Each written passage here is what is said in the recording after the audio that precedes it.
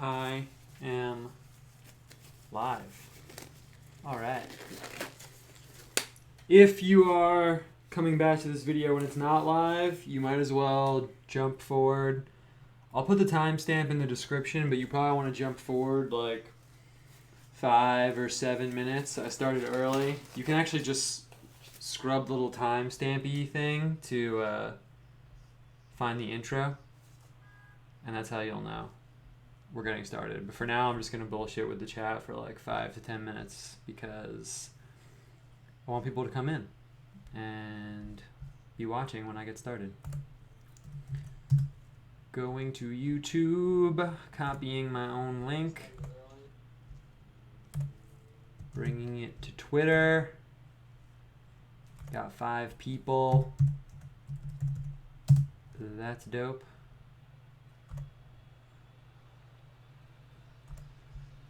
How's it going, guys? I'm going to post the link on Twitter right now.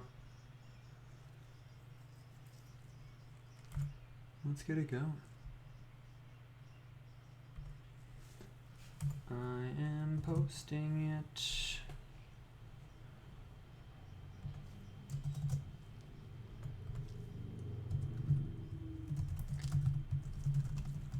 Let's call this crowdsourcing symbology edition. Crowdsourcing symbols edition.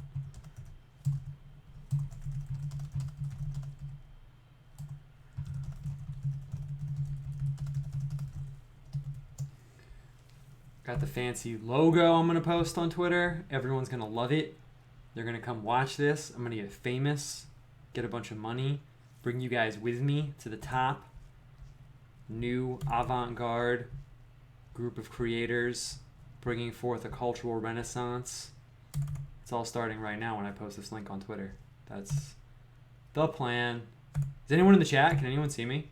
I was looking at Twitter for a minute, but I'm going to post this right now.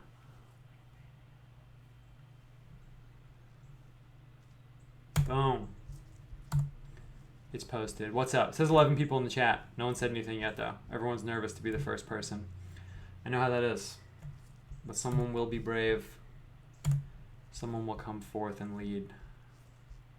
Let's see, I'm going to move some things around on the desktop.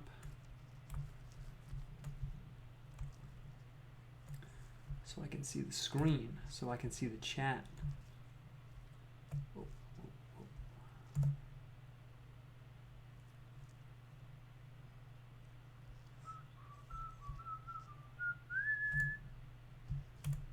Yeah, Peter M in the chat. What's up?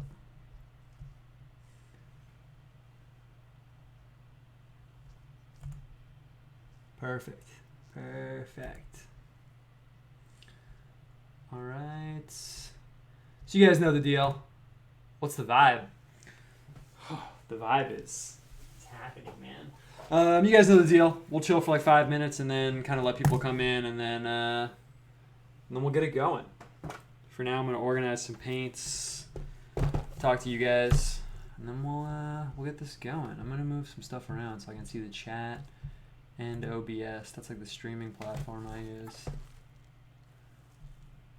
Let's see. It looks a little out of focus. Am I like banging the table maybe? Let's see. I'm going to fuck with the camera for a second. Figure video. I already have that little window up. Okay, I'm going to tweak some settings for 1 second. I'm actually always getting ready every time. Every time we start, I am still getting ready. But it's okay. That's how it goes.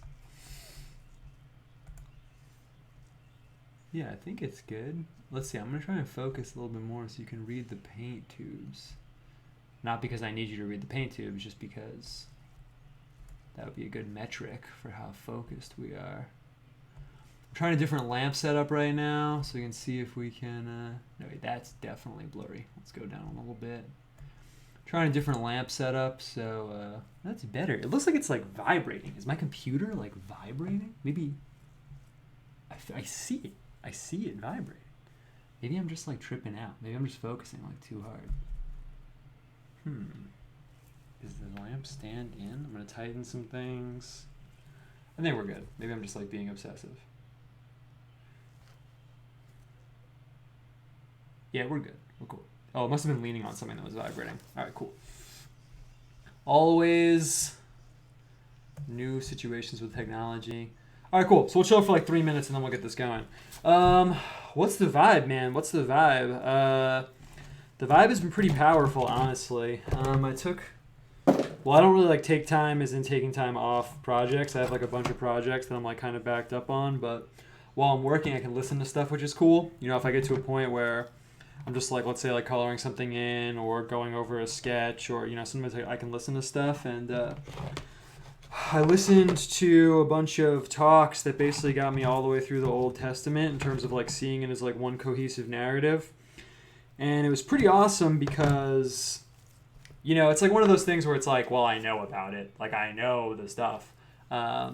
Yeah, I'll make sure it's not vibrating in a second. I think it's because the paints are sitting on these brushes over here. You can't see it's off camera, but I'll just make sure in a second. What was I saying?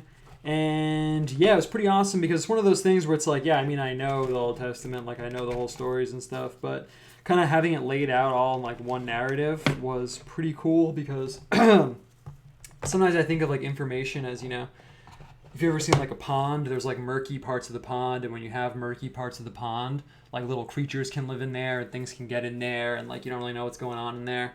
And that's kind of how I felt. There were all these like times where I'd be reading something and I'd be like, yeah, who's this guy? Oh yeah, it's that guy. Or like I'd read about like some scene or something and I'd be like, wait, how does this fit into the whole like overall story and everything?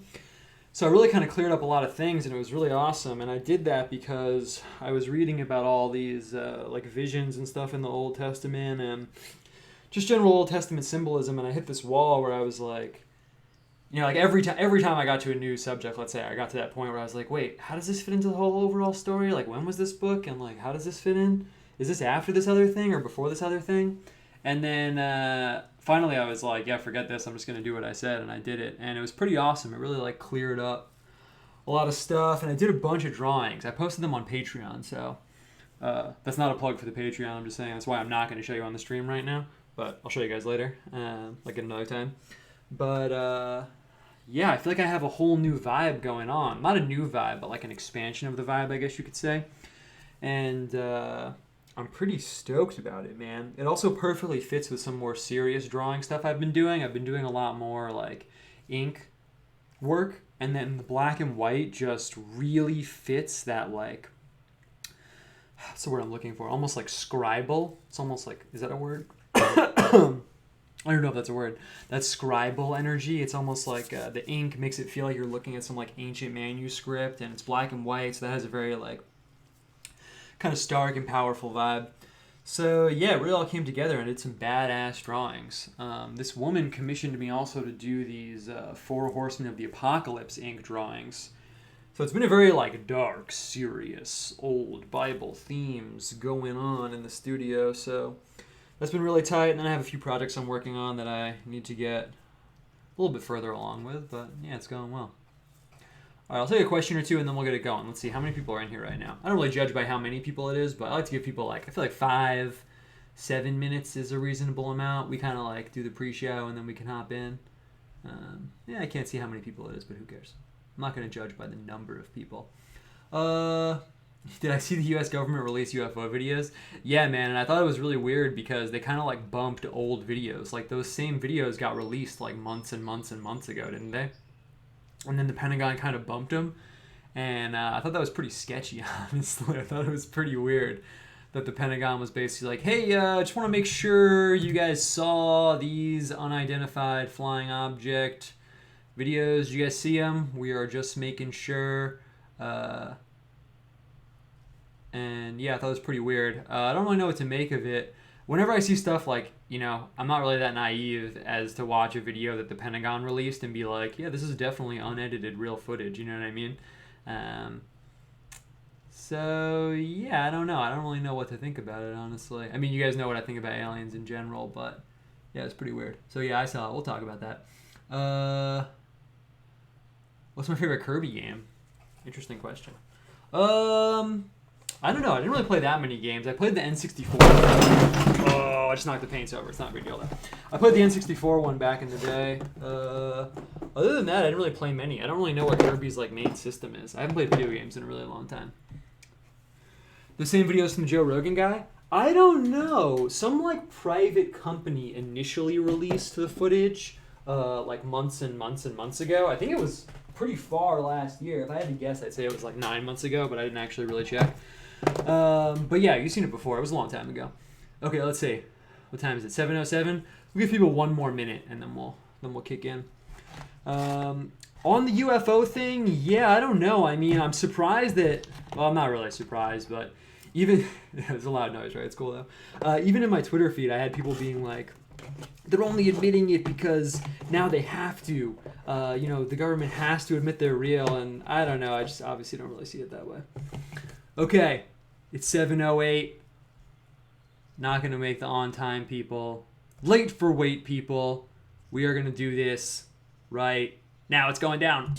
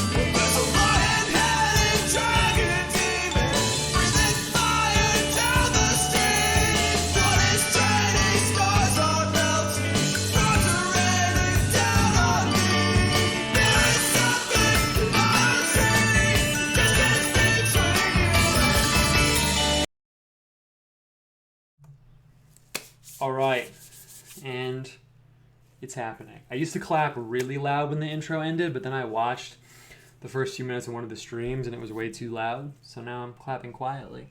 Yo, someone's got a dabbing emoji in the chat. That's insane. I can't even look at that. All right, what is up, everyone? So it's going down. We are going to get this going right now. How much should I say before I just jump in, honestly? Well, I'll say a few things. I was just talking about it, but all that's going down with me symbol-wise, research-wise, is I've been reading more of that Sacred History book that I talked about last week. I don't have the title, but I'll grab it in a second. It's pretty cool. I got a bunch of books. I'm actually going to show you guys one of the books I got right now. I think it's kind of cool to show off a little bit of the library. Why not? A little bit of like a warm-up, get it going. Like comedians don't just like jump right in. You get someone to like warm up the crowd a little bit. But it's just me in the studio right now. So I will plug this. The thing about these books is that I haven't really looked at them yet too much, so I can't even really say if they're... Oh, yo, thank you for asking that. I keep forgetting to plug the intro music. I did it every episode for the first like 6 or 7 episodes, but then I forgot. Intro song, Painted Worlds. Painted Worlds. It's a painting show. The band's called Painted Worlds. It all fits together. It's on Bandcamp and Spotify. He's really dope, actually. He let me use the song, so I mean, how dope is that? And yeah, it really fits the vibe perfectly. So Painted Worlds, check it out. I'm going to put it in the description again. It used to be, but then for some reason it got cut off. Painted Worlds, check it out. Painted Worlds. All right, so on the book front, it's cool because, if I recommend books to people, I kind of have to like read them and make sure they're legit and all that stuff. But I can just tell you guys straight up, I haven't really looked at this book that much yet, so I don't know if it's good or not, honestly. But it looks pretty cool. I mean, look at this cover. Ultimate Bible Dictionary of Angels, Prophets, and Prophetic Symbolism. Yes, by Derek Shaver. And it's pretty cool. The thing is, honestly, let's see, how many of my books do I have around? Am I going to grab some other books right now? Here's what I want, what I really need in my life. This must exist somewhere, but I can't find it yet. So here's another book. This is like a supplementary like symbol dictionary. It's pretty cool. It's not like the king of symbol dictionaries or anything, but it's pretty cool. In case you didn't see me plug this another time, some people haven't even seen a book like this before. You can basically open this up and go in here and be like, oh, forest, or flute, or fly, or fool, or evil, or I, and it has all these entries for all these different symbols and things like that. What I really want is this, but for the Bible, which seems like such a simple concept. So I ordered a bunch of books. I mean, they were really cheap. I'm like kind of broke, honestly, so they were pretty cheap. They were like $4 or $5 used on Amazon. So I got a bunch of them, and I was like, one of these is definitely going to at least hit the spot. But they're not really like that. I haven't found one book that is like the book I just showed you, but for the Bible. So I'm still looking, but this is pretty cool. It's not really like a reference book in that way. It's broken up into like these really specific chapters. So like here, it's like the trance and visions chapter, but even that is broken up, and there's like wounds and things that happen to people. It's kind of like a very oddly organized index of things that happened in different visions and stuff like that. So you can see, like, for my purposes, let's say I'm sitting here and making a picture, and then I'm like, oh, honey, let me look up honey in here. It's not really as easy to just open this and go in here and find that. It's broken down more like you would pick this up to find something interesting in it. So yeah, I just thought I'd show this off, honestly. It's pretty awesome. Like, you can go to the Satan section, and it talks about like all the different forms of Satan and stuff like that. There's also a section that I'm looking for. Oh, and the whole back half is about divine names. It's pretty cool, but I'm not getting a baby or a dog anytime soon, so I don't really need that yet. But it has all these, like, I'm looking for the spot. It's definitely worth it for me to find it real quick. It has like this section all about what God's angels and prophets do, where it's like, they will tell you this, they won't tell you that. I guess it's like kind of over here, like punishment for wicked prophets, false prophets. I guess I'm kind of in that section right now. So you can see I don't even know where I am in the book. Oh, angels of the Lord, they exercise authority, they afford protection, they utter predictions, they refuse to give God's name, they permit oblations, they go through, and then they have all the different good angels, rules about them. But you can see it's kind of oddly organized. Like, here's the cherubim and seraphim, here it says God's angels not to be worshipped. So like those two things really shouldn't be in the same section. If I'm like looking up terms versus like qualities, but I'm kind of obsessive, so whatever, I'm not talking shit. I'm just letting you know what I thought about this book. So it's pretty cool. When I pick up books like this, I basically figure, you know what, this was probably like $7 like used on Amazon. So if I get like 2 or 3 pictures out of it, I mean, that's definitely worth it to me. I'll definitely get that at some point. I got a really bad one. There's a really bad one here. I'm not going to plug it. I'll show you guys. It's kind of funny. I got this. So this is very misleading. And then we'll jump into painting. This is the end of like the pre-show. This is just kind of funny. I mean, I don't want to say it's bad. I guess I could just tell you it's not what I expected. So I got this book. So you're like, oh, the Bible-based dictionary of prophetic symbols. That's exactly what Owen was just talking about. This is going to be perfect. But the thing is, this title is very misleading because it's not a dictionary of Bible symbols. It's a Bible-based dictionary of like prophetic symbols for your life. So this is what I was joking about on Twitter, where if you go to like the A section, there's a section for, it'll be funnier if I actually pull it up. There's a section for amusement parks. Are there amusement parks in the Bible? I don't know. I must have missed that part. There's Alzheimer's. I don't know if there's Alzheimer's in the Bible. Like, maybe there are. Looking for, there's a section of German Shepherds. What do German Shepherds mean? Airplanes. Do you guys know there's airplanes in the Bible? Do you guys know about that? So really, it's like a dictionary of like symbols you might see in your dreams that's like based on the Bible. So I was going to return it, but then, you know, I bought it for like $10. I have to pay $5 to return it. So I was like, am I that sad of a person that I'm going to mail this back to some like Amazon book vendor to save $5? Not really, but I thought it was kind of funny. Boom. Yeah, people are saying not to buy from Amazon. Yeah, I shouldn't. That's true, honestly. Actually, one of my friends showed me a few other websites. So actually, I probably won't do that again, honestly, but I did it. That's true. Thank you for calling me out on that, for not supporting evil corporations. But yeah, I found a few other websites that I'm going to use instead. Abe Books is pretty cool. Thrift Books or something. There's a few like really like cheap, cool book sites that I'm going to use instead now. So yes, I should not have plugged Amazon on the show. Okay, otherwise, yeah, support brick and mortar stores. Yeah, I have a friend that has a bookstore type situation. I do it when I can. Okay, anyway. So on to the painting situation. So it's kind of interesting because, like I was saying before the intro section, I really opened up a whole... I'm just going to start laying out a square right over here so we can get going. So, yeah, I really opened up a whole nother like set of symbols and symbolism and things like that with the Bible, Old Testament stuff I've been reading. Finding a lot of cool stuff. I did get one more book that was really cool. I'm not going to plug it right now. I'll plug it next week or something.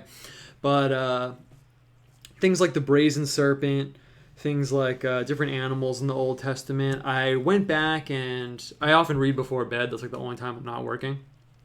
And looked at some visions. And one of the things that really struck me the most was seeing the visions that represented different empires and things like that. I thought that was really cool, and how different empires were embodied as these different, like, kind of weird animals. And I really like the flavor, it's a perfect word to use, of a lot of the Old Testament symbolism. It just has this very particular, flavor is like the only word to use. I think it's in Daniel, where Daniel has this vision of the, let's see, I don't want to mess up this 90 degrees right here. So what I'm going to do is I'm going to take something else that is a rectangle and use it as a little impromptu hardware square right now. So yeah, I think it's in Daniel. He has a vision of a winged leopard, a leopard with wings. I thought that was really cool. It's just the flavor, it's just the vibe. So I was drawing a bunch of stuff, and I was thinking that I would just kick into that, and I still might actually. But if you were here last week, let's see, I want to make this as straight as possible. It doesn't look very straight on the camera, but it's because of the angle of the camera. I'm just gonna go for it. If you were here last week, I have been talking about doing a show where I just basically crowdsource symbols from the chat. Like I asked you guys what I should use. You guys have probably noticed or seen at this point that a lot of my images are kind of, built up of symbols. I'm looking for a pen cap on the floor that I just dropped. I'm like 2 seconds away from just letting it go. The show must go on, so I'm just gonna let it go. Yeah, so we talked about it last week, just letting the chat kind of decide. I'm shaking the camera right now, so if you have like a phobia of shaky cameras, just look away for a second. Boom. That's perfect. Okay, so we talked about last week, just letting the chat decide and just kind of taking like a lot of input from you guys. And I thought that would be cool. I don't know exactly how that's going to go, or if there's even enough people to sustain that, or if people are even interested in that, but I thought it'd be cool to try it. Why not? Other thing I'll say about the style situation, and then we'll get going, is if you've been watching all the episodes, there's some people that have been here watching it all the time, which is dope. Thank you for doing that. I feel like there's this interesting thing that I just wanted to address because it really fits in with the creative process in general, and kind of the whole show in general was about me talking about the creative process, where I'll hit a style one week and I'll be like, wow, that's awesome, this is perfect, and then the next 2 weeks maybe I'll try and capture that style that happened before, and it kind of won't be as hot, frankly. It'll be good. They've all been good. They've all kind of been better than the last, honestly, but I just thought that was something interesting that I wanted to just note because, again, a big part of the show, or a big part of what I wanted this to be about, was about style in general and being creative in general.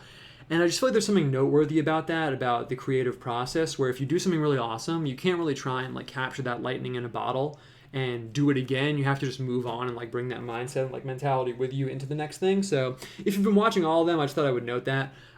If you haven't, it's cool. You can go back and watch them and maybe see what I'm talking about. Anyway, so let's do this. I'm adjusting the screen. I'm going to adjust the camera one more time. I feel like the camera, maybe it's because it's not looking straight on. There we go. It's still a little tilted. I'm going to tilt this. If you're watching in VR, you're going to feel like you're tilting around for a second. I'm going to bring it down a little bit.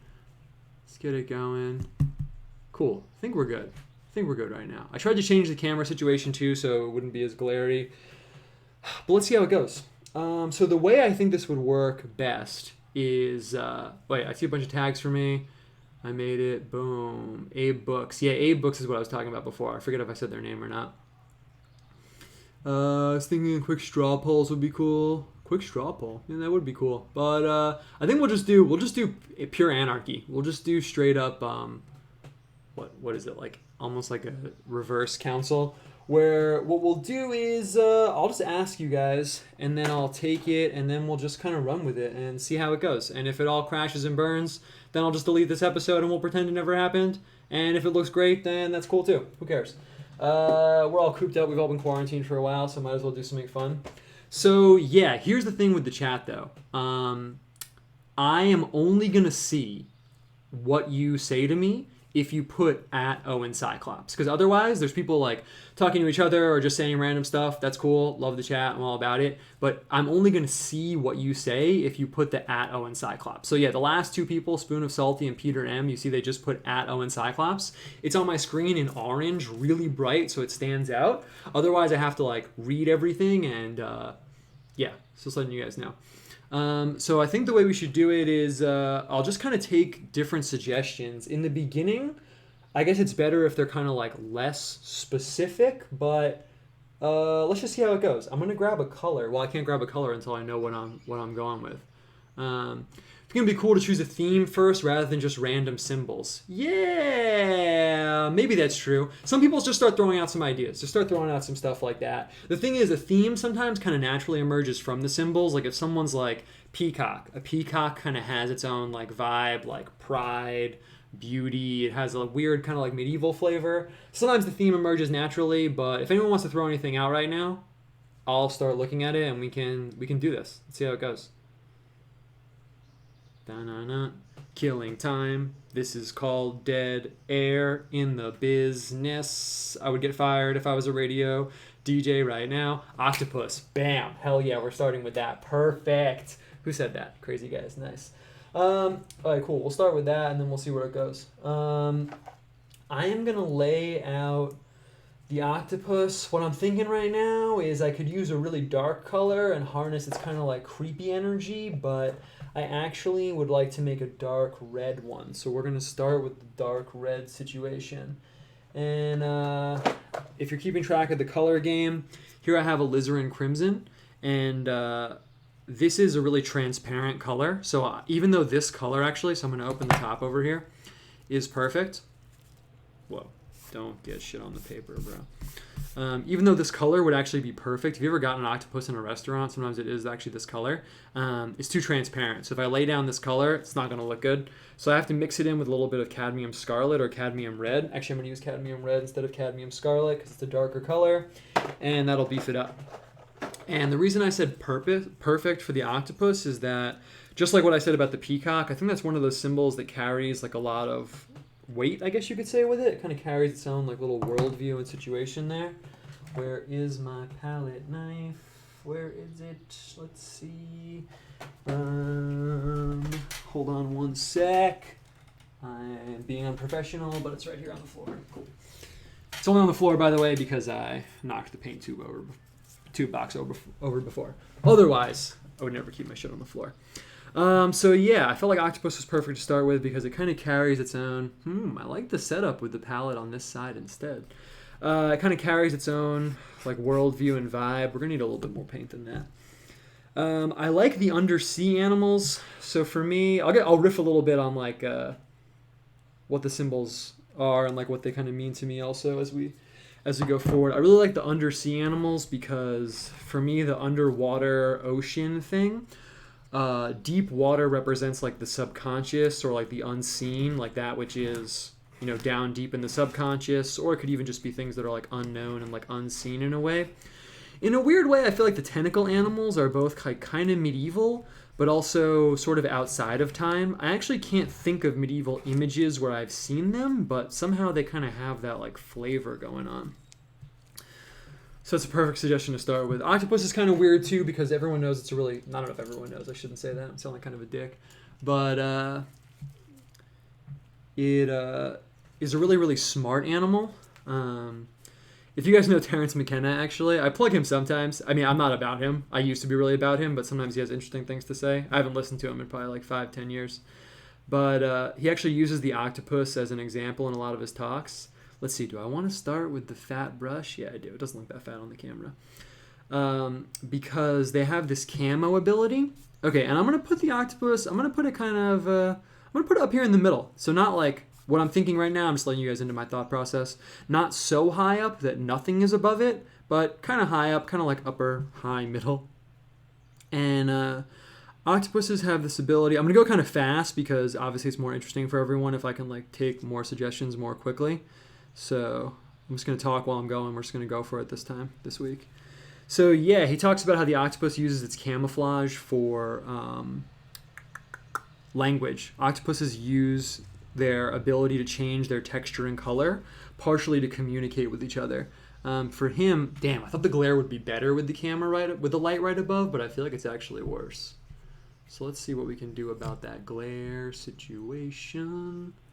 This is better. Let's roll with this for a minute. Yeah, it's a lot better. Cool.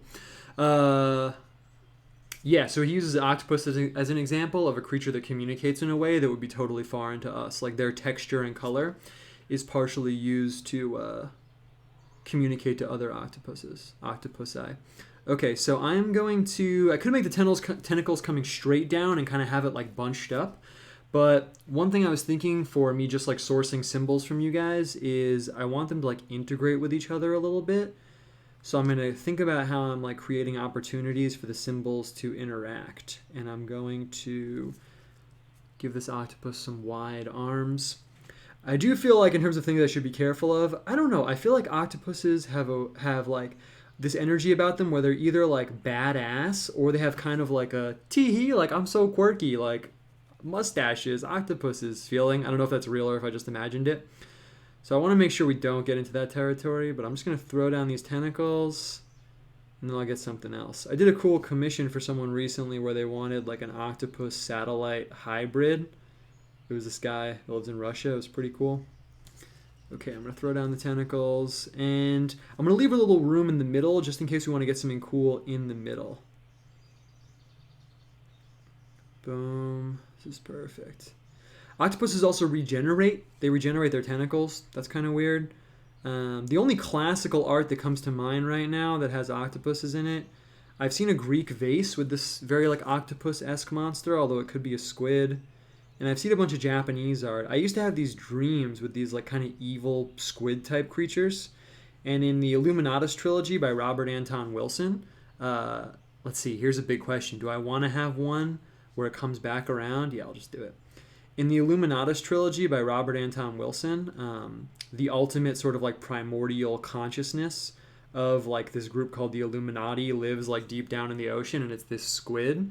And I feel like there is something about the kind of tentacly underwater creatures that has a kind of like ancient, creepy wisdom feeling. You know, like Cthulhu is kind of like has an octopus face, has kind of a squid face. All right. It's kind of a good start. I'm down with that. All right, let's see. Whoa, octopus. Let's see. How do I want to do this? Should I go in like order, or should I like kind of just take random suggestions and shit? I'm just gonna scroll. I'm just gonna go down, and I guess I can't go in order because then I'll be like 10 minutes, like 15 minutes behind everyone. So let's see. I'll kind of try and go a little faster. I'm seeing fairy ring of mushrooms and UFOs, so let's do that really quick. That'll like set us within a nicely like paranormal space, and then if we want to get more like theological symbolism in, that'll really get it going.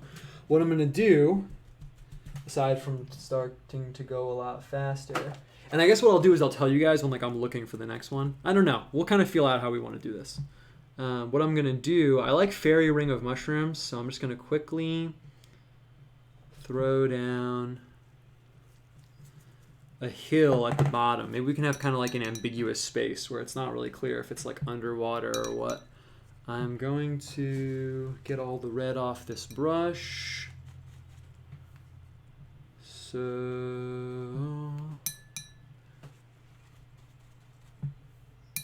cool. I'm getting all the red off the brush. I know it's not very exciting, but if I get the red and the green together, it's going to be unideal. Cool. In case people don't know, there is something called a fairy ring of mushrooms. It's when mushrooms grow in this like circle. And yeah, I was going to say people back in the day used to think, but honestly maybe they were right. So I don't want to phrase it as though it's like pure mythology. Yeah, we'll get this straight green down at the bottom right here. Cool.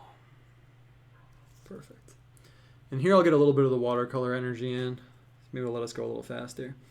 And yeah, these mushrooms like grow in a circle in this ring, and people used to say it was something to do with fairies and gnomes and stuff like that. Honestly, it probably could be. I'm not gonna get the full ring in.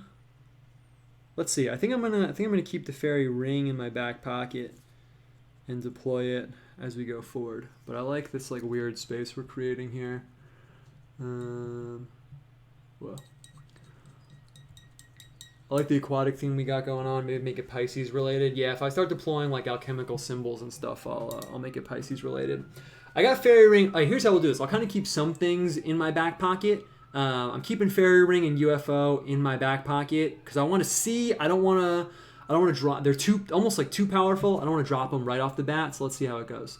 Arthurian or Fisher King vibe. Yeah, let's see if we can get a little medieval vibe. I want to keep us on the medieval side of these weird symbols. So yeah. A civilized monkey. Yo, a monkey. Yeah, let's do that. That's actually a dope symbol that I haven't used in my art in a really long time, and I feel good talking about it. So right now I'm looking at my paints. So I'm not going to be looking at the chat for a second while I paint this monkey, and then chess pieces. Okay, this is going to be tight. Okay. Monkey is really tight for a variety of reasons. I'm going to use this like really dark brown over here to paint this monkey. It's called burnt umber, in case you guys are wondering. I'm going to casually drop a lot of like color terminology the whole time for the show, like not this show, just in general. So you just kind of pick it up if you're watching, but there's two kinds of browns. There's the burnt browns and the raw browns, and the burnt ones are red. You burn something with fire, so the burnt browns are red. That's how you can remember it. And I'm going to use this burnt umber. Monkey is really tight because it has a lot of different symbolic dimensions. In a lot of medieval art that I've seen, the monkey kind of represents sort of like a dumb man. It's sort of like a dumb man, like a man. I've seen like apes used almost to represent like a man like enslaved by his passions or like bogged down by like Satan, basically. I'm actually looking to see. I might grab the purple symbolism book. But I kind of want to, actually. That would be kind of dope. Let me see. Where is it? Let me see. I could use the white one that's right behind me right now. Hold up 1 second. I'm going to see if I can find this book real quick, just because that would be really dope. I'm not going to go on a weird adventure for it right now. Let's look in here. Let's look in this book for monkey. Boom. Let's look up monkey in here. I bet it's under ape, so let's look up ape real quick. I want to see what it says. Actually, octopus is probably in here too. Ape. Boom. Chinese. So the way this book works is it has each different culture sort of like laid out within each definition. So it'll go through like China, Indian, all that stuff. Chinese, mischievous, conceit, mimicry. Okay, Christian. That's what we want basically. Malice, cunning, lust, sin, unseemliness, levity, luxury, Satan. Those who pervert the word, and idolatry. An ape in chains, that's what I was thinking of actually, that's why I wanted to pull out one of these books. An ape in chains is sin overcome, and an ape with an apple in its mouth depicts the fall.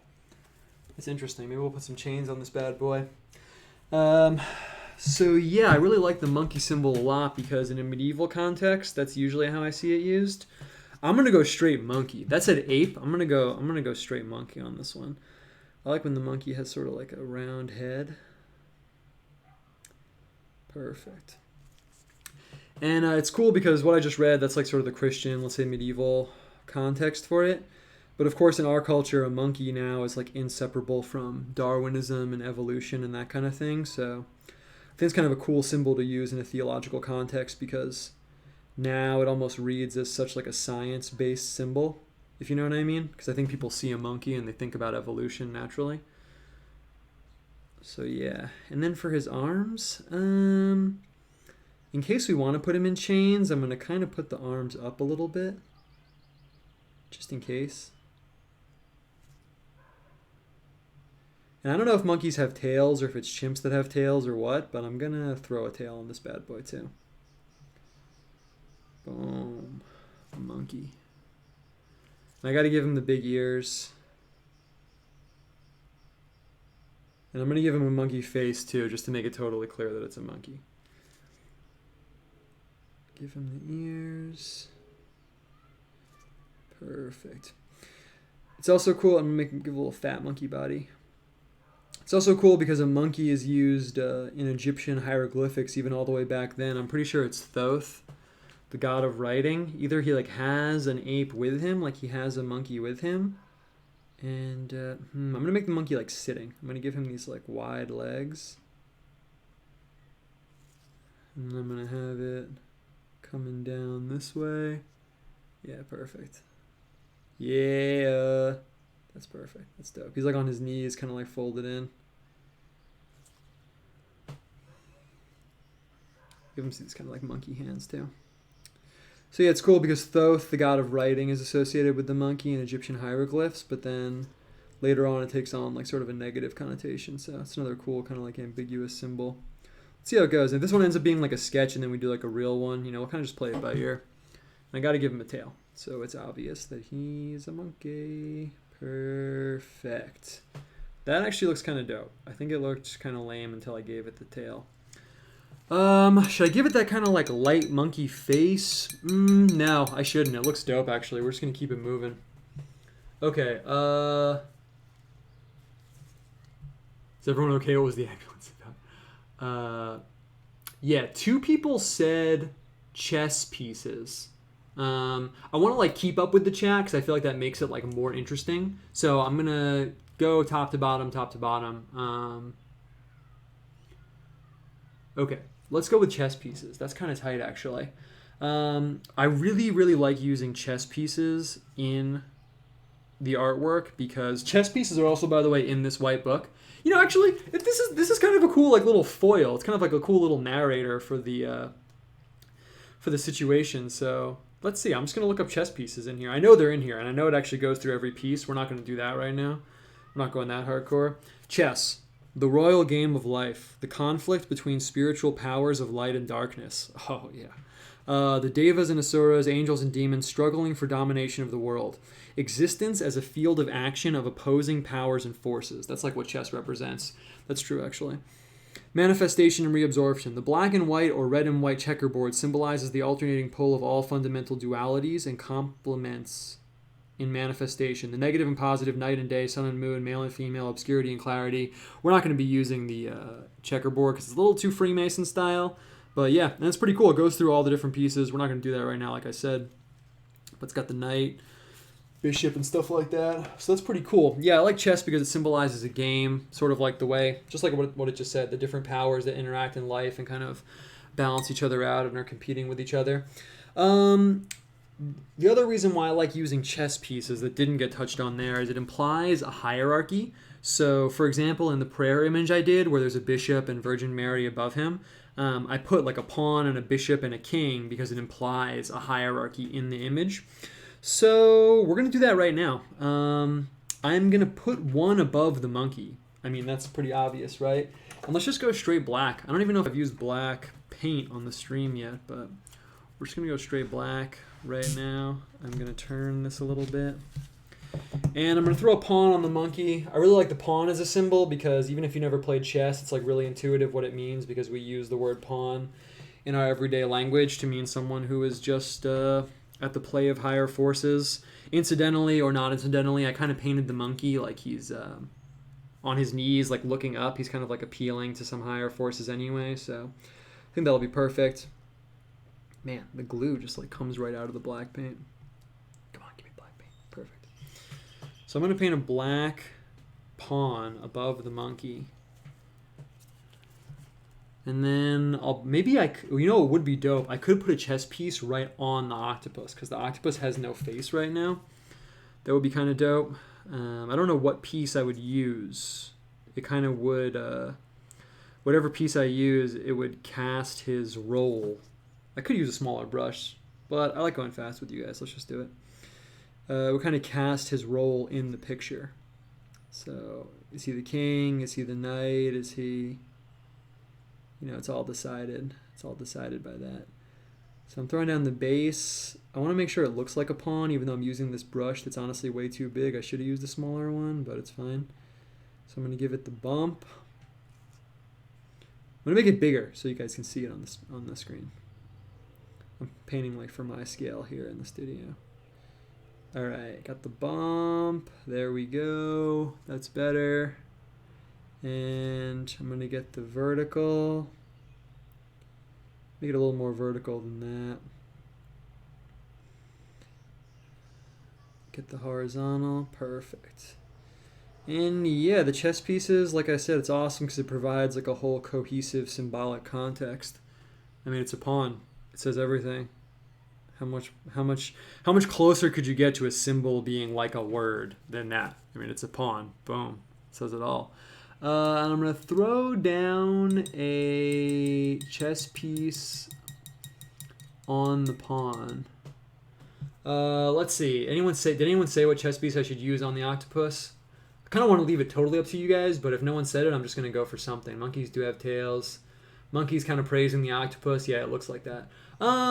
Let's see. What I could put a white pawn on the octopus, but then that kind of implies like if I put a white pawn there, just getting you guys into my like what I'm thinking right now, then it would be like one's good, one's bad, and I don't really necessarily want to like access that dimension of it. I could put a white one. Aesthetically, visually, I think a white piece on the octopus with the white background and everything would be really dope. But I don't want to imply that they're like opposites in some way. It kind of brings like another aspect into the symbolism. Plus, if we make them both black, then we can use a white pawn somewhere else later. I've mentioned this before on the stream, but like when I'm making images, and something you should think about, well, something you could think about when you're making images too, is like you want to think about how you're playing your cards and how you're setting yourself up to play more cards later. So like I was just talking about, do I want to play the card of the other colored chess piece now? It's probably better for me to keep that in my back pocket and like save it and play it later. I can do something else with it. Someone said rook. Yeah, rook is tight for sure. We're gonna do that. The rook's cool because it's like a little movable castle. It moves in the 4 directions. If I had to assign like one of the chess pieces like earth or like an earthly quality, it would be the rook, obviously. And let's see, when I'm painting gouache on gouache like this, when I'm painting one layer of paint over another, it works, but I have to just be careful and make sure I don't kick up the bottom layer of paint. So it's like the bottom layer will take the paint once, like the first pass, it'll take the paint perfectly. But if you start to like fuss with it too much, it'll kick up the paint that's below it. And I'm making this a little bit bigger than I normally would, so it'll show up on the screen. I mean, obviously, you'll see it on the screen no matter what, but cool, we'll get this going. And you could really, if anyone's looking for inspiration, you could really go hard on the chess piece thing, because if you really wanted to get into like the sacred style symbolism of it, like when you're just overtly like reading things into it, the rook moves in the 4 cardinal directions. So, I mean, that's very like earth. Number 4 cardinal directions is very associated with like, I guess what I would call like the earth element, or like terrestriality. Is that a word? Terrestrialness, being terrestrial, the quality of being terrestrial.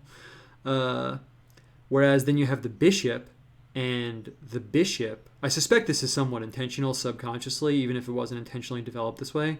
The bishop, what does a bishop do in real life? He interacts with the sacred. So unlike the rook, which is confined to moving in the 4 cardinal directions, the bishop moves diagonally. He can only move outside the cardinal direction. So like the bishop's authority is the opposite of temporal earthly authority. He interacts with the divine realm. Conversely, the bishop can only move not in the cardinal direction. It's like that's where his authority is. It's not on the earth.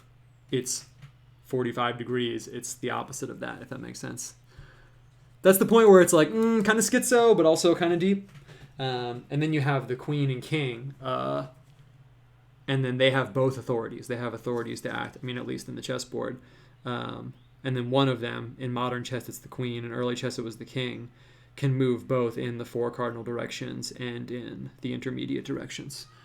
All right, that looks dope. I would have liked to get, just letting you guys in my head, I would have liked to get one more bump on the top castle part of the rook, but I mean, I'm doing it live. I'm making it bigger than I normally would. I'm going fast so we can keep it moving. So not going to cling there.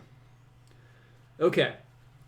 Need more stuff. We got it going. We had the chess piece thing, but let's we'll come back to the chess piece thing. I don't want to like start putting chess pieces in where there's not like other stuff. So give me more stuff. While I'm waiting for more stuff, would I ever consider designing battle standards? Yeah, dude. If the Civil War breaks out, hit me up. Some inlay medieval patterns on the side would be dope. Yeah, I'll put in kind of a pattern, I guess, while I'm waiting for more stuff. What color would I put it in? Probably on like a blue. Probably on like a nice blue. Thinking about indigo, but I don't want to lock in the darkness so hard. Anyone waiting for that suggestion? You guys should have like a little bell you can hit, and then I would call on you. I'm gonna get the paint off this brush, and then yeah, if no one says anything, I'll start laying in some like medieval patterns. Dinosaur is interesting. It's interesting because, so yeah, as we're doing this, it's like eventually we'll have to pull those cards of, like, a dinosaur has a very hardcore symbolic association with it, where all of a sudden we're in like a certain territory, kind of like the UFO, kind of like the mushrooms. I'm going to table that one. I'm going to think about it. I don't want to deploy it right now, but maybe. I'm putting that in the maybe pile. Japanese wave. Yeah, wave and flaming sword. That's perfect. And color gradient. Yeah, someone else said that before. So that's perfect. We'll put a wave. I'll get like kind of two waves coming in down here at the bottom. I laid out this cobalt blue over here, but if I'm going to throw in the waves, I want the waves to have like a danger element to them. I want them to be kind of like dangerous looking. So I'm going to throw it in pretty dark, actually. I'm just going to use this. Actually, do I want it to be this dark? So what I'm thinking right now is indigo. That's what I was thinking about using. The indigo is really, really, really dark. It almost functions as black. What I'm thinking is that since we have black on the paper, it might make the indigo look less dark, but I don't know. My gut's telling me not to do that. So I'm going to go with ultramarine. This blue over here, this is cobalt blue. It's almost too bright and straightforward. So I'm worried that if I lay it down like that, it's going to look a little like cheap, honestly. The paint color is really nice. I love this color. I use it all the time. But I think that unless we have like a full spectrum of values, value being like the light and darkness of the colors, it's going to start to take on a little bit of a weird look. So let's see. I'm going to take the ultramarine. I'm going to throw a little indigo into the ultramarine because I want to dull it down a little bit. And also ultramarine's a really transparent color. And if I want the waves to look like tough and hardy is a really good word for what I'm trying to go for right now. I don't want it to be transparent looking. I don't want to get that cheap look, especially if like we're really going to go for it. I'd like to end up in a space that's more like medieval manuscript than like, you know, watercolor painting. So I'm going to mix these together. I just want like the cast of the ultramarine with the darkness of the indigo. And yeah, that looks awesome. That looks great. Once you get good at like mixing the colors, well, once you really get to know kind of the character of each color, that's when you really get good at mixing them because you can play their strengths off of each other. Like ultramarine's really, really rich and saturated, but it's kind of transparent. The indigo is very not transparent, but it's not very rich and saturated, so they make good friends to mix together like that. And I'm going to throw down this wave. A wave is a really, really great symbol. It's kind of nice because it has like a wave to me embodies the, oh dude, let's look it up in the book. Yeah, the Greek chorus of the show tonight. Let's look it up in the book. What I was going to say, I don't know if this is going to say this in here. A wave kind of has the dangerous element of water. Water as a symbol. I was going to say in a Christian context, but actually it's not really even in a Christian context. Even in the I Ching, which is an ancient Chinese like symbolic system for divination, there's water. There's a hexagram for water. There's a trigram, for water. And that is the dangerous, scary, capricious, unknown nature of water. And then there's a trigram for lake. And that means like joy and happiness because like the lake is like safe. Like what's going to happen there? And even in Christianity, you know, you have the water of the flood, which destroyed the earth. And like death, that scariness. But then you have also the water of baptism. That is like the positive manifestation of water. Of course, those are tied together in a way that I'm not going to go into right now. But yeah, for me, the wave really embodies like the scary, dangerous aspect of water. And let's see, there's waves, but is there wave? No, it's just waves. Let's see what it says. It has this cool picture. I'm trying to bring this over without knocking something over.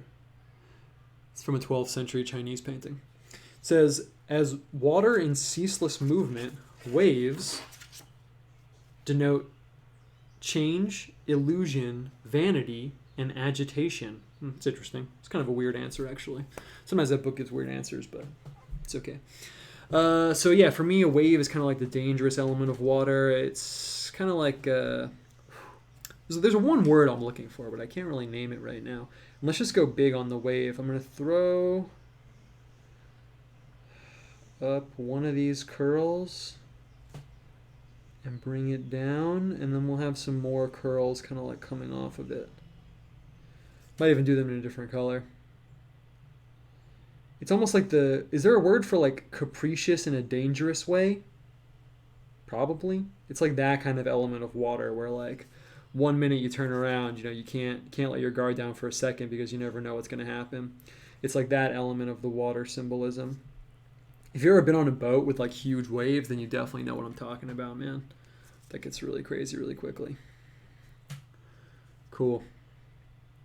So I'll throw this down. And then the thing is, if people want to start thinking about stuff, we're going to have to balance this out on the other side. So I could do 2 waves. That would put the monkey in kind of like a perilous like spot where he's kind of looking kind of like fucked, if I do say so myself. Or we could put something else on the other side that balances out the wave. That's like not as frankly like scary as the wave. So what I'm going to do right now, I'm going to grab some of the cobalt.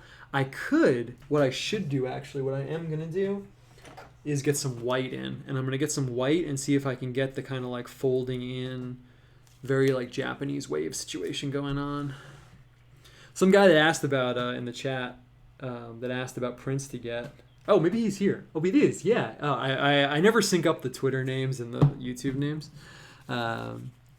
If you were watching a while ago, someone asked about Japanese art to get, and I recommend Hiroshi Ge, and he got one actually. It was dope. It was actually whirlpools, which is kind of in a way related to the wave symbol for sure. Perfect. Okay, let's get this going. So what I'm going to do is I'm going to try and just get another one of these bumps kind of coming off. I think that looks pretty good. Could have given some more room to the like back part of this bump, but I think it's okay. And then I'm going to come in and I'll put the strokes underneath to make it really look like a wave, and then I'll paint one that's like really white. And that kind of gets me off the hook a little bit because it'll look kind of like sea foamy, I guess. Here we go. Perfect. And you can see also, if you're really watching, the colors dry very differently than they look when I mix them. So that's something else that, as I get more like warmed up in like a long-term sense, I get more used to. And I can start to like anticipate that a little bit better. I mean warmed up in a long-term sense, like over the weeks and weeks of doing it. You start to like, all right, that's pretty good. We'll take it for live. I could have done a little bit better, but it's okay. And I'm going to throw down... I'm just going to put... I don't want to mess it up right now. I'm going to do this and just take this. Yeah. Boom. Perfect. And I'm just going to stroke in these lines over here. That's kind of what makes it like a Japanese wave, is getting these like strokes in the bottom. Yeah, that's dope. And then once it dries, I'll come back up and kick a little bit of the color up here. And if we want to get a little ocean in the background, we can do that too. I'm just going to throw down a little bit of this color. It's like ocean in the background. If you really want to get hardcore ocean style, actually I have a sketch. Yeah, I'm going to grab it right now. It's right behind me. So, boom. If you really want to get the Japanese wave situation going on, you got to rock it like this, where you get the strokes coming in, and you get these little like buzzsaw ridges of waves coming on. I'm not going to do that right now, but just thought I would show that off since I have this on this bulletin board behind me.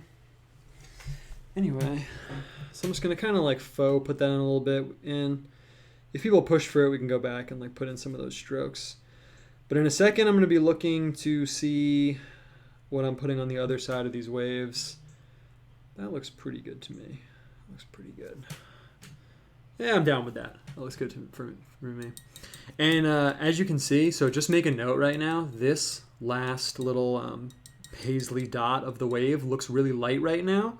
When it dries, it's going to be way darker. When it dries, it's going to be closer to this bottom color. You can actually see that it's starting to dry a little bit on the outside, but when it dries, it'll be a lot darker. The light colors dry darker, the dark colors dry lighter, because the binder and the paint, it's like Elmer's glue. It has a little bit of white in it, and then it becomes transparent as the paint dries. Okay. Lots of stuff going on over here. I hear a flaming sword. Yeah, we'll get a flaming sword going for sure. Maybe above the octopus. For now, though, I'm thinking what's going to be on the right. Someone said something fiery. I thought I saw something fiery. Could do a griming city with like smoking towers. Yeah, that's pretty dope. It looks like right now, as a suggestion on the other side, grimy city, a tower. Let's take a tower. Yeah, that's what we're going to put on the other side. Is there any symbols of water and fire coming into contact? That's a good question. Actually, yeah, kind of. Talk about that in a second. Actually, yeah, I'll talk about that right now real quick. In most alchemical stuff... Oh, I have no paper to draw on. What a fail. Oh, I have one right here. It's funny because... in any like alchemical stuff or older manuscripts, any older esoteric stuff at all, not even older, people still use this now, but it originates a long time ago. The symbols for the elements are you have an upward pointing triangle as fire, you have a downward pointing triangle as water. For air, it's an upward pointing one with a line, and for earth, it's a downward pointing one with a line. In fact, in that drawing I just showed you guys, boom, I have that labeled actually on the side. You can see over here. For water, I put the water. For earth, it's earth level. For air, this is actually a Japanese wind pattern where you get the 3 bumps and then the nice little line coming in. So it's like wind, it's the air. On the top there's a candle, it's fire. So you can see I used this in one of my images right here. So you asked if there's any symbols for fire and water coming together. Yeah, actually, you know this symbol is something else now, but they'll often just put the fire symbol over the water symbol. This is often used in esoterica stuff to represent opposites coming together. Don't want to go into it too much right now, but its association with Judaism is actually really new. In books from like the 15, 16, even like 1700s, even 1800s, you don't see this associated with Judaism at all. So that association, in my opinion, I'm not a true scholar, but in my opinion, it's actually somewhat modern. All right, are we going with grimy tower? My only little, you can feel a little hesitation in my voice is that I use that sometimes, but let's do it. Let's go with like grimy city. I want to paint it in a way that I don't normally paint it. How can we change it up a little bit? You know, actually what we'll do, it'll look really cool too. I'm just going to straight up use this really dark wave color, and I'm going to use that as the color for the like city. I'm going to throw down this city in this dark blue color, and then thematically that'll kind of like tie the two together. And I'm going to make it like a symbolic city. So I'm just going to paint in the skyline and stuff. I don't want to go too hard painting in like park benches and stuff like that. So I'm just going to throw down the city skyline. And we got a few cool things on deck. Flaming sword is definitely going to happen. That's pretty cool. The city is interesting as a symbol. In my art, I always juxtapose it with the castle. They kind of have a similar, well, you can see with the castle right here. The tops of them, if you choose to do it in this way, which I do, it's kind of like my style of doing it, I guess. They kind of thematically go together with these 90-degree angle, like fat right angle lines and stuff. Also, the city and the castle are opposites in so many ways that it's a nice like visual coincidence. The city is modern, has to do with modernity and stuff. The castle kind of imparts like a feudal vibe and like a feudal like F-E, not futile, but feudal view. The city's more like democratic, just in terms of like the worldview it embodies, whereas a castle is like the opposite of democracy. And for me, the city is like a dangerous place. Not in just that cities are like literally dangerous, but like a spiritually dangerous place. So I'm just going to throw down this dark city. And when this blue dries, I'll throw down some windows, or then we have the space to put something over the city, like we put the rook over the octopus. If anyone's suggesting things in the chat right now, I'm going to be thinking about like this space, I guess, up here, like what we can put over these things. So, yeah, we've kind of established the monkey is in like kind of like a bad spot. He's stuck on this island. Actually, this wasn't even really intended to be an island, but that's what it ended up being, which has a connotation of being, you know, alone, isolated. Wouldn't say the island's dangerous, but it's isolated for sure. So if there is danger, like there's this wave, if there is danger, you're on your own. So we'll get this blue going on. Man, the dark blue is so nice. Okay. And then, like I said, when this dries, we can throw in some windows. If I put in the windows in yellow, like they're lit up, that would look really cool. And I could put some smoke coming off the city or something, but I don't want to lock in this area up here yet because I don't know what's going to happen. If I put smoke up here and then I want to put something else over here, I'm kind of locked in. So I'm going to be looking up in a second to see what we should do next. I think this is going pretty well. Empire State Building? Yeah, dude, I always put the Empire State Building in. Should I do it? Yeah, I will. I always put it in covertly because it's like, yeah, this is New York. It's funny, actually, because I called the stream, like what I call it, like symbolic Babylon or something, and yeah, I was reading about all these different symbols for Babylon and about Babylon as like a theme in the Bible, and it was like Babylon is a real city, obviously, but then it eventually becomes the kind of like archetypal like seat of like the evil empire, and I was like, oh yeah, I used to live there. It's like I know all about that. I feel like the reggae and like Rastafarian people, they rock the symbol of Babylon and like the evil empire super hard. I used to work in a neighborhood that was like very Rastafarian, which was pretty cool actually. And like I would go to a restaurant and eat, and it would be like all these like Rastafarian dudes. It's pretty cool. I actually wish I was like super Christian back then. Probably could have talked about some really cool shit. But at the time, it was not. Yeah, that looks cool. It'll dry a little darker. The tower looks kind of like nice, but it'll dry kind of a little bit darker. I don't think you've done a big mean skyscraper before. Yeah, maybe I should. Maybe I'll bust out like a hardcore like evil tower. But for now, I just blocked it in really quick. There's no Star of David in the Bible. Look it up. Yeah, I heard that's true. Actually, I know that. I know that's true. I'm kind of playing dumb right now. I don't want to get banned from YouTube. I know that's true. Calvin and Hobbes comic. Put the alchemical symbol of salt. Yo. Okay. Damon Ribedo. You gotta tag my name so I see what you're saying. But yeah, I am gonna put the alchemical symbol for salt over the octopus right now. That was a dope suggestion, but you're lucky I saw it. So yeah, we can get a little bit into that territory right now for sure. So in case people don't know, I'll just kind of like drop some more. We'll just kind of like talk about what we're doing. In alchemical stuff, just in general, that's the technical term. There's something called the 3 primes. That's basically kind of like the three. It's kind of like the three. I'm not going to worry about saying the wrong thing right now. I'm just going to kind of like cut to the chase. Maybe I'll phrase it not the best way, but cut me a little slack because I'm narrating live. It's kind of like the 3 essences of matter in a way, where you have salt, which is like the actual like physical, the physicality of it. Then like its actual physicalness. I like to make up words on the stream. Then you have sulfur, and you have mercury also. And I don't know, I'm not really prepped to go into this, but what I think of it as is like if you burn something, salt is kind of like what's left behind is like the ashes. It's like the literal like physical aspect of it. And then mercury is kind of like what would burn off. Actually, yeah, mercury is kind of like what would like burn off.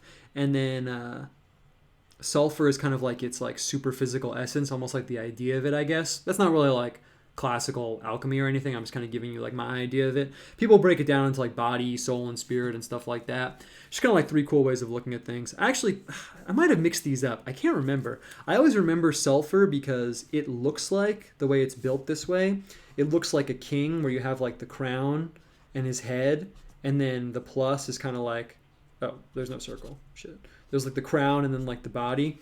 But yeah, I'm not really equipped to go into it. I don't really use alchemical symbolism too much, just because of not really any particular reason. But I like the suggestion, so we're going to do it right now. So I'm going to drop the salt symbol. We're going to do it like very like old school manuscript style, and I'm actually just going to put it on the octopus. Sometimes that's how it is. It would be kind of dope because we can put a symbol on the monkey too. That would be pretty sick. Maybe we'll do that. I think we probably should. It's actually cool that we're doing this live because people ask me sometimes like, and why do you use these like this symbol in your art or like this thing, like, you know, and sometimes it's just a cool way to like indicate like a whole set of ideas like very casually. You know what actually we're gonna do? We're gonna put the salt symbol right below the octopus. Someone mentioned the octopus as like the demiurge, and I thought that was a really cool idea. So that would make sense then. Like the physical, like the purely physical is like below this octopus. Maybe he's like projecting like the purely physical, or like he's like I don't know, like lording over it or something. We don't need to be too literal, but I am gonna put that in right now. And it would be dope to put something on the monkey. The monkey, that's like a blank spot. We could put something in there. Maybe like a planetary symbol. I don't know. I'm not really hitting one idea where I'm like, oh, that's perfect. Sometimes even though I'm not really about astrology, the astrological symbols are good to use because they... okay, I don't want to mess this up. Can put it in kind of thin. We're gonna go full on like manuscript style right now. So yeah, sometimes the astrological symbols are good to use just because they also fit into like this whole like symbolic matrix. Yeah, that looks dope. It looks kind of like a no sign, but we'll just roll with it right now. If we want to get rid of it later, we can, but I'm kind of down with that. And then I feel like we should put one on the monkey, honestly. Anyone dropping it? You should make it his eyes. Yeah, that would be dope. Yeah, if we decide this wasn't the move, we'll change it, but I think it's cool. You should give the octopus alchemical salt symbol. Yeah, lightning bolt. Yo, I've been rocking the lightning bolt so hard, and since I'm underneath the octopus right now, we're going to do that. And you know what? I'm just going to drop it in right now. I'm going to drop it in an orange right now. So it's going to be almost the same color as the salt. That's kind of cool because then the monkey's getting struck with like this lightning bolt of... can you guys still see the orange? Yeah. It's getting struck with like this lightning bolt that like has the salt symbol. So it's like getting struck with this like lightning bolt of like physicality. I actually like that a lot. So we're going to throw down the lightning bolt. I love the lightning bolt as a symbol. It's one of my favorites. I just feel like it's so good. Represents like instantaneous power. Power like locked into an instant. Comes from the heavens, so it's kind of like has this divine connotation. But it also has a weird like modern flavor too. It doesn't really fit into anywhere or anything. It's like a storm has kind of like a biblical context, but like just the lightning bolt. This monkey's getting zapped. Get zapped, bitch. Boom. Boom. Yeah, that's dope. If we want to really take it there, we could give the octopus like horns or something too. I mean, then we're kind of like beating people over the head with the fact that he's like evil, but... And then just to like drive it home a little bit, that's like almost like a little ambiguous. I'm just going to put a few more lightning bolts like coming off the octopus just because that was a dope idea. Flaming sword was dope too. I want to get that in there. I mean, I guess we'll have to get some kind of like good character in here unless it's just going to be a picture about like this monkey like enslaved to like physicality. Someone mentioned like the demiurge before. I mean, to me, like that's a cool concept. I don't like believe in like an evil god or something, but the reason I like reacted that way is it's like a cool concept. It's like even if we're working in like a totally like Christian context, there is like a it's a very fine like issue. Like even if matter is not like intrinsically bad, I'm not like a Gnostic person or something. There is like a dark side to the physical. There is like a dark side to matter that's recognized within like a biblical worldview. So calling something like demiurgic doesn't necessarily mean that the picture is like Gnostic or something. Yeah, that's dope. Should make it his eyes. Look at the chess pieces are expressions, projection of the monkey and octopus roll. They are feeling that vibe. Axe. This is now a Gatorade ad. Yeah, I made the lightning bolt like that. I think the Gatorade one's a little different though. Maybe somebody's coming to save the monkey. Yeah, give me some stuff. Flaming sword. Someone said flaming sword. A dove with the flaming sword smiting the octopus and thus saving the praying monkey. What I'm thinking is like the flaming sword could be going through the octopus. That would actually be pretty tight if we just had like the gray line, like the silver line, and then the handle, and then we can get the flames coming off. I mean, now that I said it, it sounds pretty dope. So we're gonna do that right now. Yo, Ring of Saturn around the octopus. That is actually a really hot idea. And yeah, the person below you said You should give the octopus the image of Saturn, so we're obviously all on the same page here. Yeah, I actually am going to take the orange right here and just put a ring around the octopus. I think that would be dope, actually. And then I'm going to put the flaming sword through the octopus. This is actually really sick. I was worried this wasn't going to come together, but it's actually pretty awesome. So I'm just going to come across and hope it doesn't pick up any of the paint below it. Yeah. Damn, that was a really straight line. Nice. Could have made it a little brighter. In retrospect, I could have, but... Okay, I'm getting a lot of really dope suggestions. Put an eye on the Empire State Building. That's actually really hot. Yeah, we'll come back and put the eye on the Empire State Building. Flaming sword. It's got to happen. I'm going to put the light a little bit. Just want to get a little more bright. There we go. That's good. Cool. It's like really dark in this room, but actually the way it's lit is like perfect. It's hard for me like not to like blow out the light, but also not have it be like too dark. Okay. I'm gonna do the flaming sword right now. We've been talking about it. I'm just gonna use black and white. If you were here last time, I mixed the gray up with two opposite colors, and that was pretty awesome. But we're trying to cut to the chase right now, so I'm just gonna grab this. I might need more white over here. I'm definitely gonna need way more white. Flaming sword is a really awesome symbol. Oh, we're gonna look it up in the book right now. But first, I'm gonna get this white down. This is going really well. If I do say so myself about my own stream. Where's the book? All right, here's the book. Flaming sword is definitely in here. Eventually, I'll stop consulting the book for each one, but I don't know. I feel like it's kind of cool. Kind of keeps track of where we're going. Yo, flaming sword is not in here? That is unbelievable. No way. Oh my god, flaming sword is not in here. I literally can't believe that. Wait, let's go to sword and see if it's under there. Flaming sword has got to be in here. I refuse to believe that. Oh, is there an index? No, because the whole book is in and of itself an index. QRS. So, I mean, I'm just going to start talking about it if we don't find it, but it's got to be in here. How are they not going to have flaming sword in this book? It's like one of the most common. Oh, swastika. Come back to that one.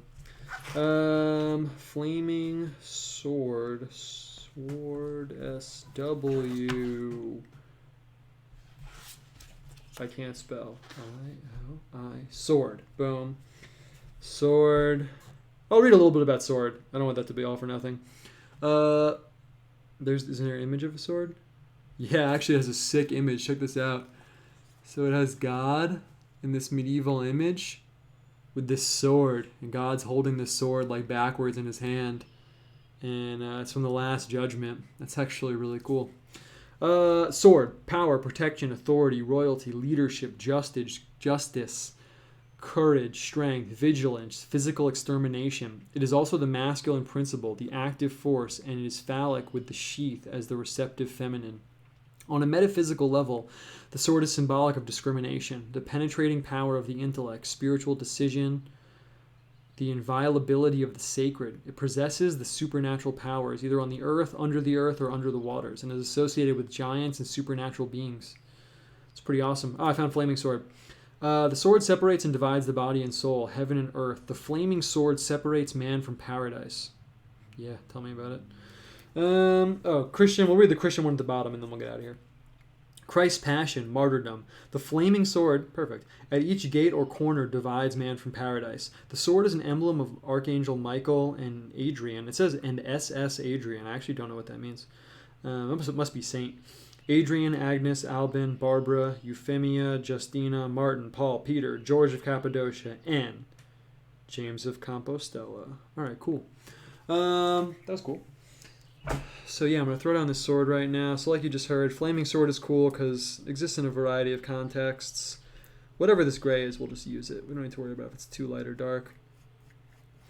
I also like the flaming sword because, yeah, for me it's symbolic of like divine wisdom. And I probably have it in my mind as purely symbolic of divine wisdom because I kind of like cut my teeth on like Tibetan Buddhist symbolism, and in Tibetan Buddhism, there's a wisdom deity named Manjushri, who has the flaming sword, and that was like where I really, that was honestly where I really picked it up from in my artwork. It's actually drawn and painted really well, and when I studied with this Tibetan artist, that was one of the first things. I like copied it from one of his paintings and showed him, and he was like, "Yeah, that's dope." I mean, he painted it, so. But yeah, then in a biblical context, it's kind of interesting because the flaming sword separates man from the garden, right? So it's kind of interesting because it's like protective, but also like it keeps us out of the garden. It's kind of deep. Okay, I don't know. I could put it like down like this, but something's telling me not to do that because then it's gonna be, I don't know. I can't really tell. Could do it vertical. It could be coming down into like the octopus, but I don't know. I'm gonna go with my first instinct right here and just lay it down horizontal. So what I'm gonna do, I have to also decide if I'm gonna try and fit it so it sticks in the head, or if I want it to be above the head like that. I think this is not enough room for me to put it sticking in the head, so let's see. I'm just gonna come across like this. Boom. Come across. I'll put a handle on it, obviously. Otherwise, it's not a sword. It's just a big piece of metal. And I don't know. Normally, yeah, I'm gonna go. I was gonna say normally I go with the point. I could just go with a line, but yeah, let's go with a point. Let's keep it classic. Boom. Not too much of a point. Yeah, we should have more of a point than that. I want to make sure it looks like a sword. Cool. Sword's also nice because it's kind of in my mind like one of the intuitive symbols. People know what a sword is. People know what a sword means, even if they have no like symbolic consciousness at all. It implies a time. It's very medieval. It implies a worldview. The sword, it's the medieval tool of force. So it implies, like, again, feudalism and stuff like that just by it existing. So we're going to throw this down right here. It's going to kind of come up here.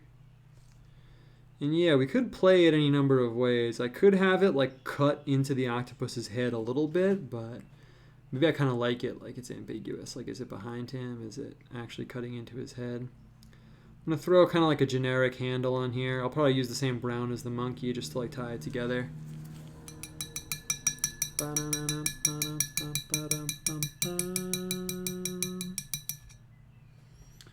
Oh, cool. I just learned something, actually. When you see SS, it means saints in the plural.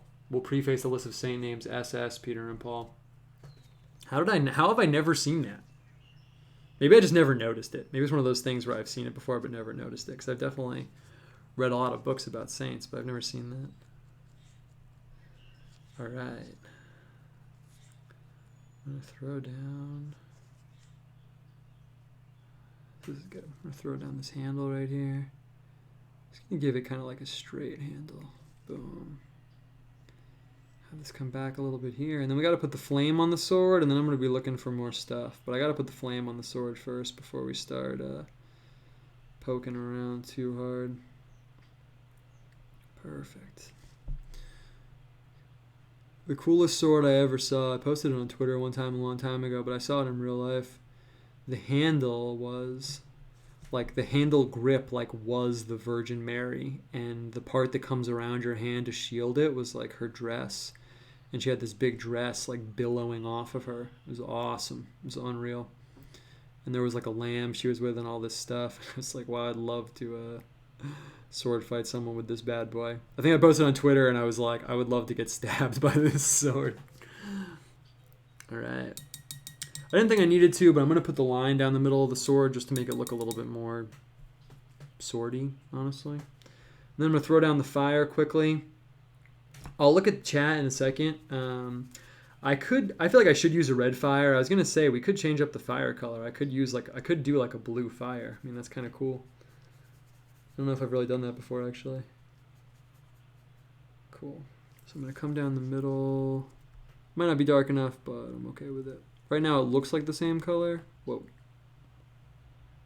But let's see.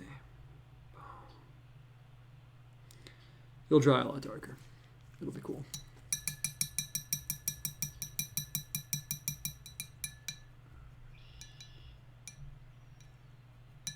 Perfect.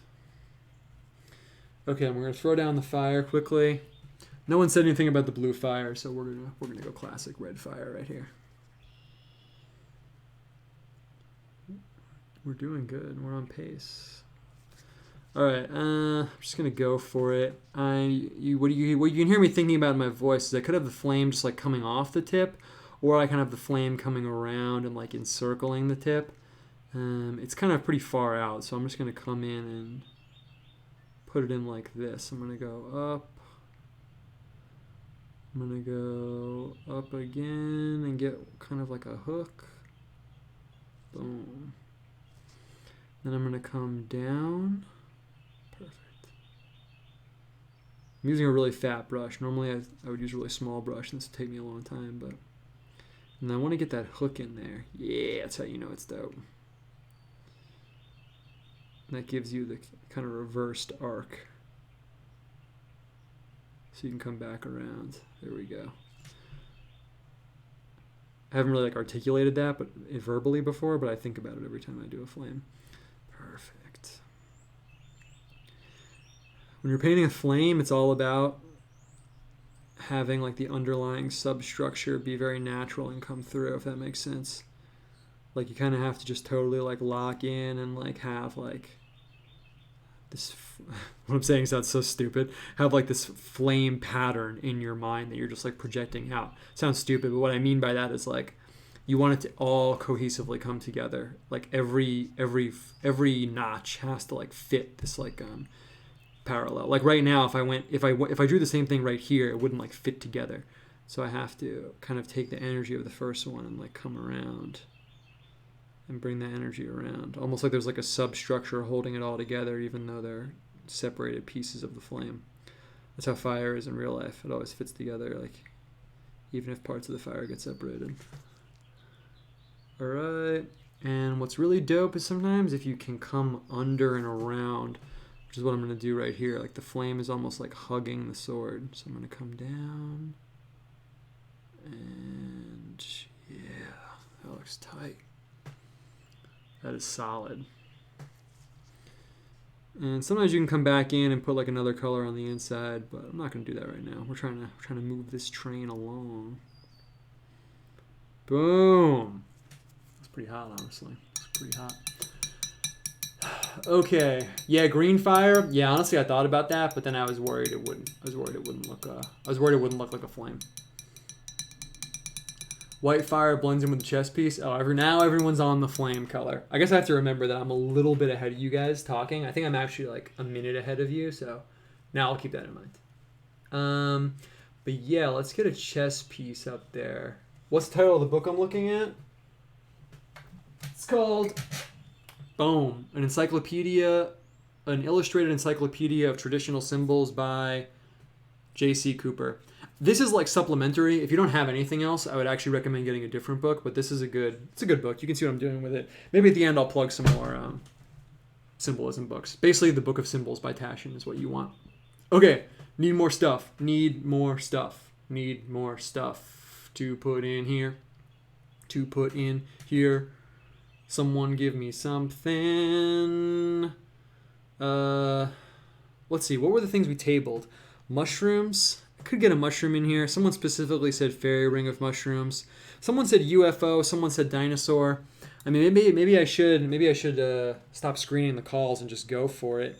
It would be kind of cool. I'm honestly, what you're hearing the hesitation in my voice is that if I put the dinosaur in, I'm worried it's going to look really wacky. I don't necessarily want to deploy whack, not because of the symbol, just because of I feel like how I would paint it. But maybe we'll go with that. Bishop, yeah, I feel like the bishop should go right up here, right? That's kind of how I feel, so we're just going to do it. I'm going to throw the bishop down right here. I mean, he's like the bishop. Although I could put, no, let's stick to the plan. Trust the plan, stick to the plan. And while I'm painting this bishop, like, yeah, I kind of need some stuff to go on the sides over here. I guess what we're working with right now is this dude's like kind of like a de-elevated, like a debased is a good word, man down here on this island with like these dangerous man things. There's this weird like dark force, there's the octopus acting on him. And now we have this kind of like divinity like puncturing in and like acting to like save this guy from these like dark forces. which is actually basically what every single picture I make is about. Can't get away from it. All right, so the bishop's got the lump. Got the lump coming up. So yeah, I guess really on the sides, it's like, do we want more dark stuff? Do we want more ambiguous things? We have a little bit of a vibe going. We can stay within it or change it up. Okay, you get the little cap. And then he has the kind of like Pope hat. Bishop, it comes up. A little bump. And you need the slice. That's how you know it's the bishop. You need that slice. Boom. That's pretty good. That's pretty good. Maybe if we get a little messy, I'll get a little aura going around him. But for right now, that's good. Okay, I'm looking. Broken queen piece. Yeah, queen piece would be tight. Yeah, we could have a piece like horizontal, like laying down. That's kind of dope. That's kind of dope. Lizards or snakes. Yeah. Trinity symbolism. Yeah. Okay, I like what I'm seeing. I wanna yeah, UFO over the city is tight. Reinforces that the city is like an evil place, and then we'll put the eye on the Empire State Building. Yeah, that's dope. What color is the UFO? Let's just kind of stick with like the vibe we're going, and we'll make it gray. Make it a gray UFO. Normally I wouldn't really use so much gray, but see how it goes. Just kind of also kind of going swiftly here. And I'm actually going to put it down here.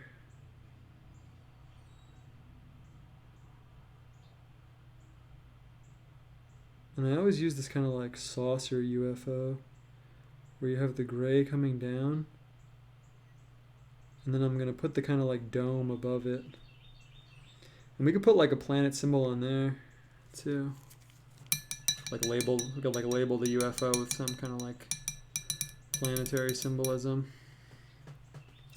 Problem is there's no like glyph. By the way, the real word for these little symbols is a glyph. Technically, this is the glyph for salt. If you wanted to like, technically, because you could say what's the symbol for salt. It's like very ambiguous, but if you call it a glyph, then at least people that know what they're talking about will know what you're talking about.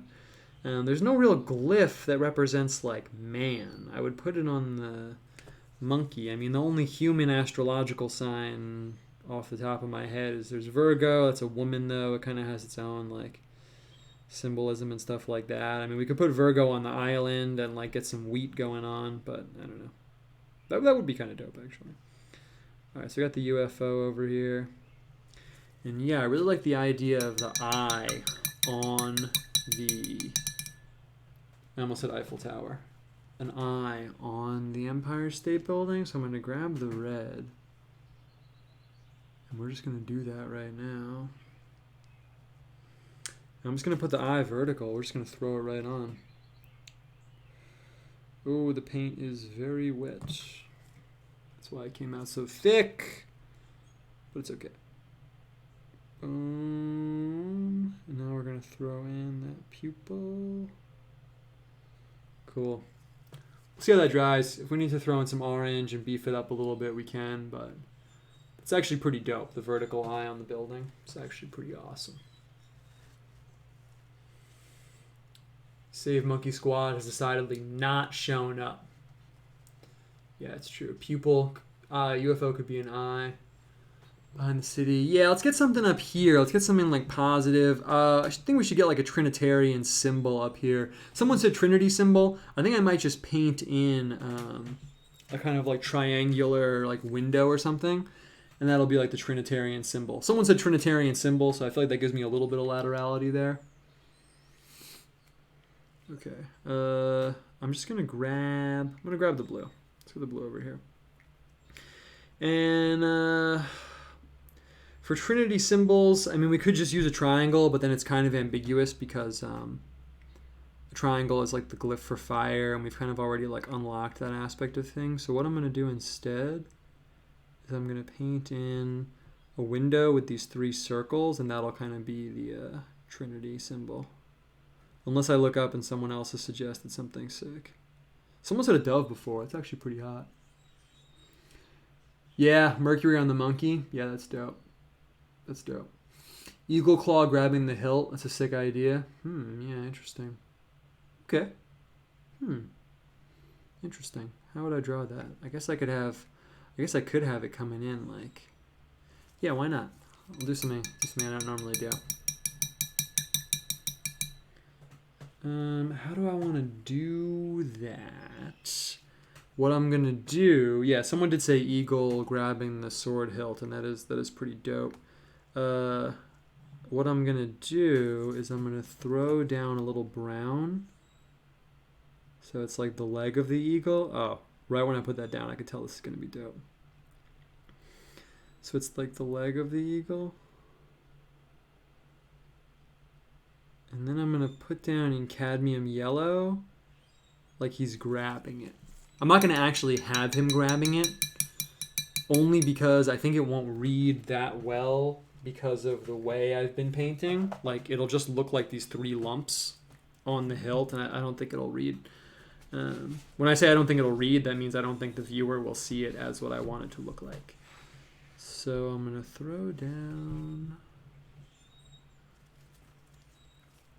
some yellow. It's kind of perfect, like eagle's claw color, but I want it to be a little bit darker. So I'm also going to grab... Where's yellow ochre? It's not here. This is close enough for us. Yeah. Oh, it's right here. Cool. Yo, dove on one side, raven on the other. Yeah, that's about to happen right now for sure. Actually, that's perfect. That perfectly fits in with what I've been doing. I don't know if you suggested it for this reason, but the dove raven symbolism is actually explicitly in the Old Testament because Noah sends out a dove and then a raven. So I actually used the 2 of them in a sketch yesterday that I put online. Okay. I'm going to grab some of this yellow. I'm just mixing paints with the brush. We're already like 90 minutes in, so I want to not start wrapping it up, but you know the analogy I use every time. We're going to start directing the plane towards the city that we're landing in. Okay. And I'm just going to throw this down. Let's see how this looks. I want to give myself enough room. So I'm just going to put this here. It's way too much on the brush.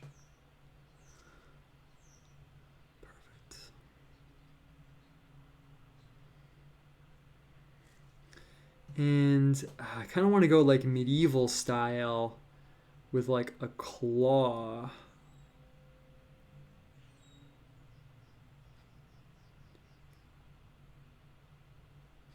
Perfect. I'm going to get one more in the back. Perfect. Yeah, that's dope. Yeah, I was worried that wouldn't read actually, but it looks pretty hot. Nice. Looks pretty sick actually. I'll definitely take that. Okay, Mercury symbol on the monkey. Yeah, that's gonna happen right now. And dove on one side, raven on the other. How do I want to put those in? I think what I'm going to do is have the dove coming in this way and the raven coming in this way, and then we kind of have room for like a few more things, and then we'll start honing it in. We'll start wrapping it up, you could say. I'm going to grab the black. It's looking pretty hot. Next symbol, planes being directed towards the city. Yo, actually, in some of my pictures when I'm doing some like esoterica shit, I have included like 9/11 stuff just because in terms of like events and like the popular consciousness, that actually has like a pretty like powerful dimension behind it. But I have done that a bunch actually. Sometimes I think people don't notice, which is kind of like then funny for me. Okay, raven. I'm sitting on my foot and I fell asleep. Okay, I'm going to throw this down like this. I'm just going to kind of go for it. I want to make sure you guys can see what I'm doing. So I'm coming at it from the opposite angle I normally would, but it's fine. Boom, we'll get the beak coming in. We'll get the head coming in.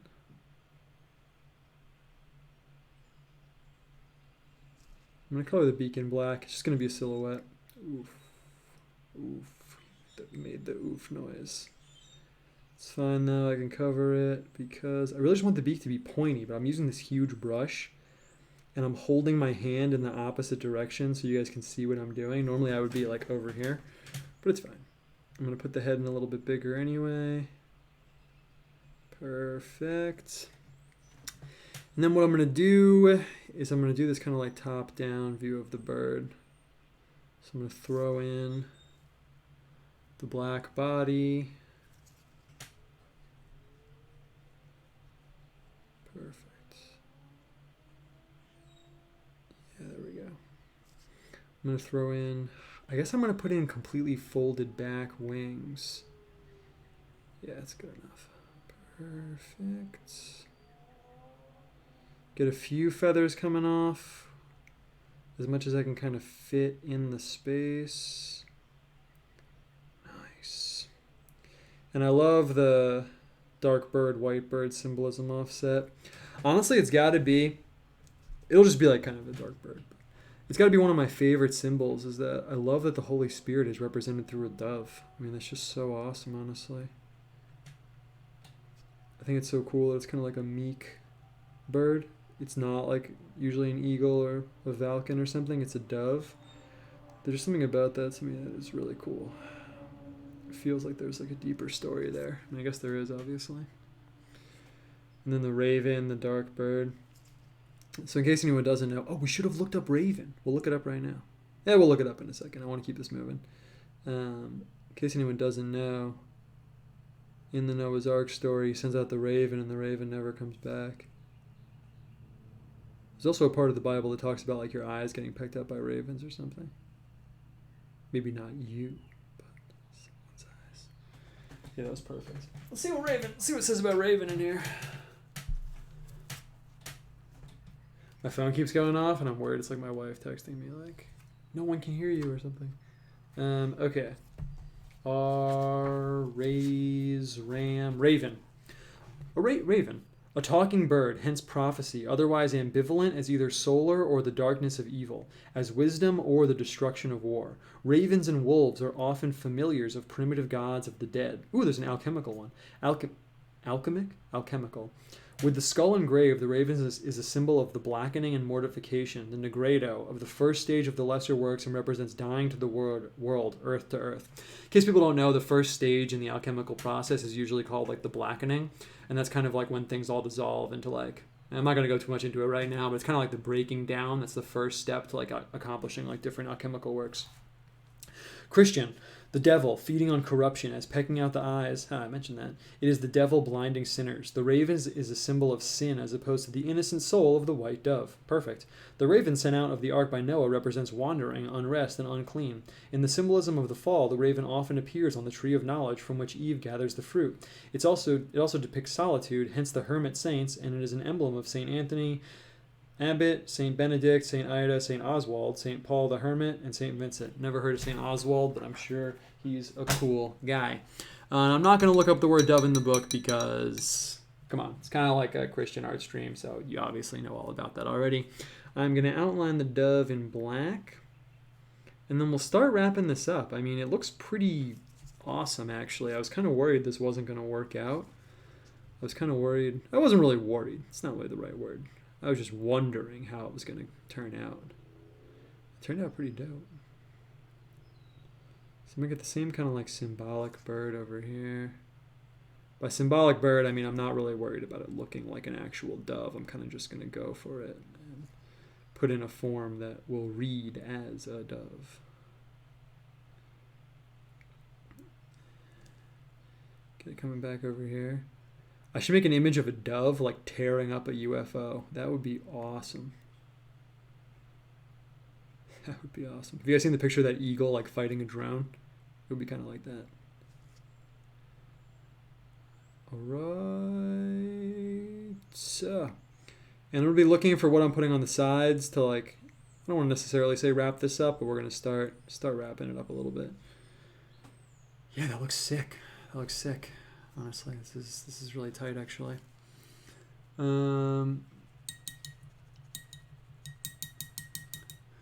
Bitten apple on the hill. I'm just going to take that. Yeah, who said that? Okay. Is there any way to indicate that if the dove saves the monkey, he'll be ascended to being a man or something? Yeah, I could put like a ladder behind the dove up here to like the god part. Maybe I'll do that actually. You said the monkey and apple symbolizes the fall. Maybe have a hat-eaten rotten apple underneath the monkey. Yeah, we'll put an apple underneath the monkey and I'll paint a little like bite into it. Let's go with this red. We'll make it like a super red apple so it'll command a lot of attention. Boom. Perfect. Sometimes I like using the pomegranate instead of the apple. I was into doing that for a while, but then I was like, no one associates the pomegranate with the fall, so I'm going to stop doing that. But pomegranate is also a cool symbol.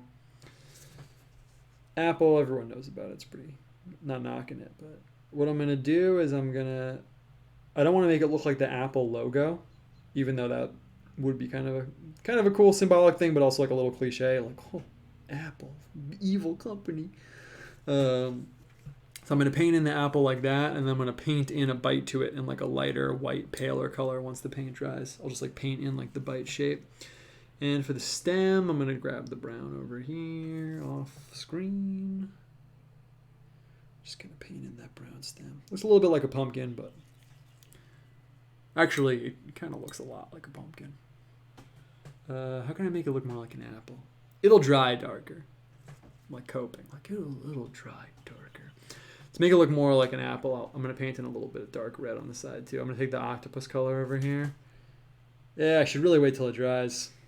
But I don't want to. Yeah. Actually, that was a good call. Okay. Yeah, human, animal, nature on the side of the raven and the stuff. Yeah, we should do that. We should leave the relationship of the dove and raven towards the monkey ambiguous. Yeah, it's kind of like two directions we could do there. How would I interpret the word meek? We'll get back to that. I want to keep this moving, but that's a really good question actually. I want to keep it moving though.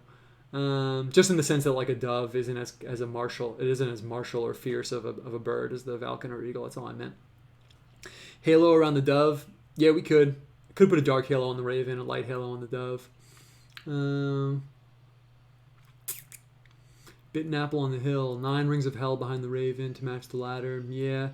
Oh yeah, Mercury glyph. Yeah, let's do that. I'm gonna throw that in. What color? I'm actually gonna use red.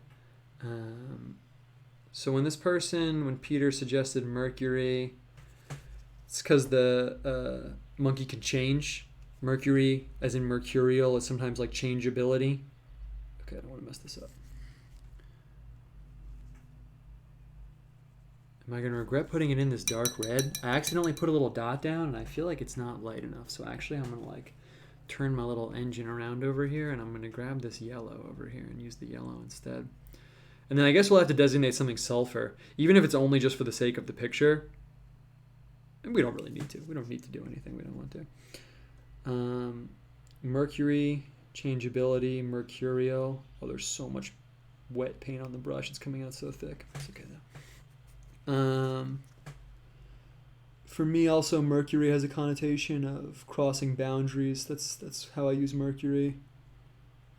It's like, Mercury is like the messenger god in pagan stuff. So it's kind of like, the ability to like cross boundaries and transcend boundaries, and then that also goes with change, like you said. Yeah, that looks dope. I'll come back in with the brown and maybe tighten that up a little bit, but looks pretty dope actually. And then someone said halo. I'm actually just going to make a little executive decision, and I'm going to kind of put a little bit of a light halo around the monkey. Just like a little bit. Oh shit. Just like a little bit of a light, just like super light, almost like it's not even there. Just like a little bit. Maybe it's like more like a hint of a halo.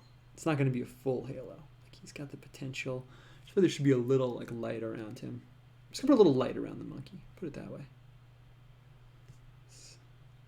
It's ambiguous. It's like, is he glowing? Is there just a little light? Is there just a little yellow? I just feel like I should draw attention to him a little bit. That's why I did that.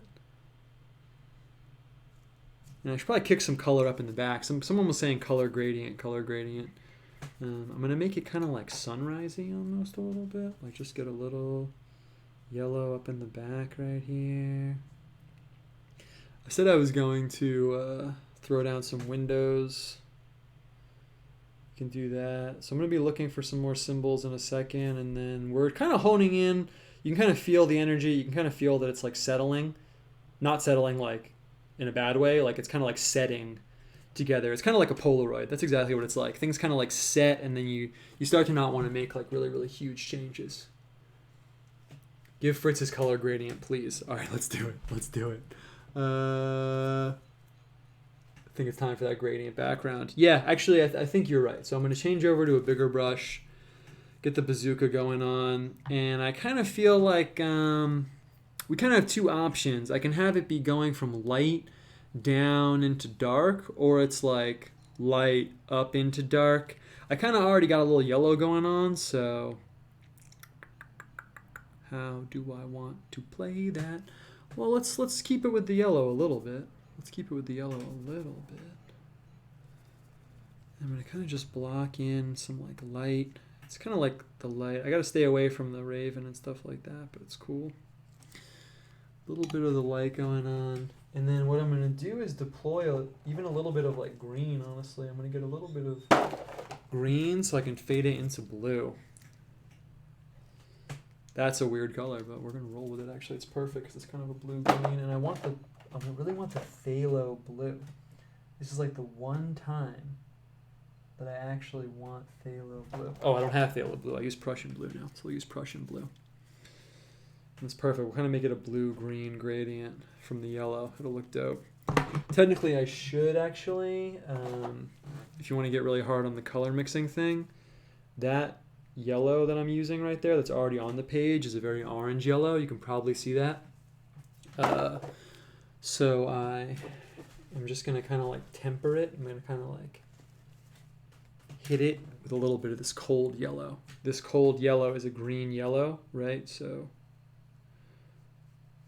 we go. I'll kind of like balance it out a little bit. And that'll make me able to, this looks dope. The yellow was a good call. And that'll kind of allow me to, should have wet the paper first, but I didn't, so it's fine. Get a little bit of the green. This is a dope. Yes. Yeah, this looks sick actually, but I kind of want them to blend more. I want them to blend like a little bit more. But I don't want it to look too forced, so actually I'm just going to leave it. I shouldn't have done that. And then I'm going to come in with a little bit of the blue. I'm actually going to mix them a little bit myself.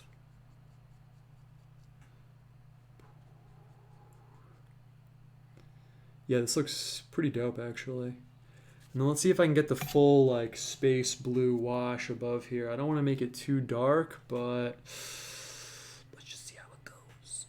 What I should do really, okay, I'm going to try and do something a little complicated, but I think it's okay.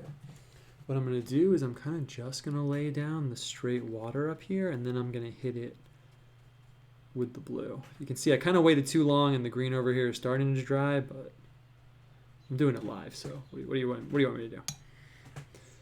We're just going to throw down, there we go, the blue. Yeah, that was a good call.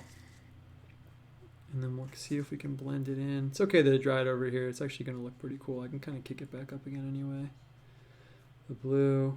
You can see with the watercolor, this is gouache, but I'm using it like watercolor right now. You kind of don't want to touch it too much. Like I would never, I'm not going to go back in here and like touch it too much. This looks pretty sick.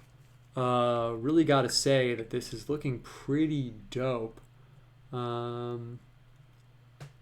Is the light sunrise or sunset? I like to leave that ambiguous actually intentionally.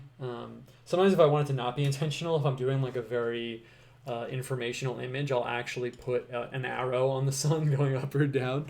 But I'm just gonna break my own rule. I'm just gonna go put a little bit. I don't have to fucking with it too much.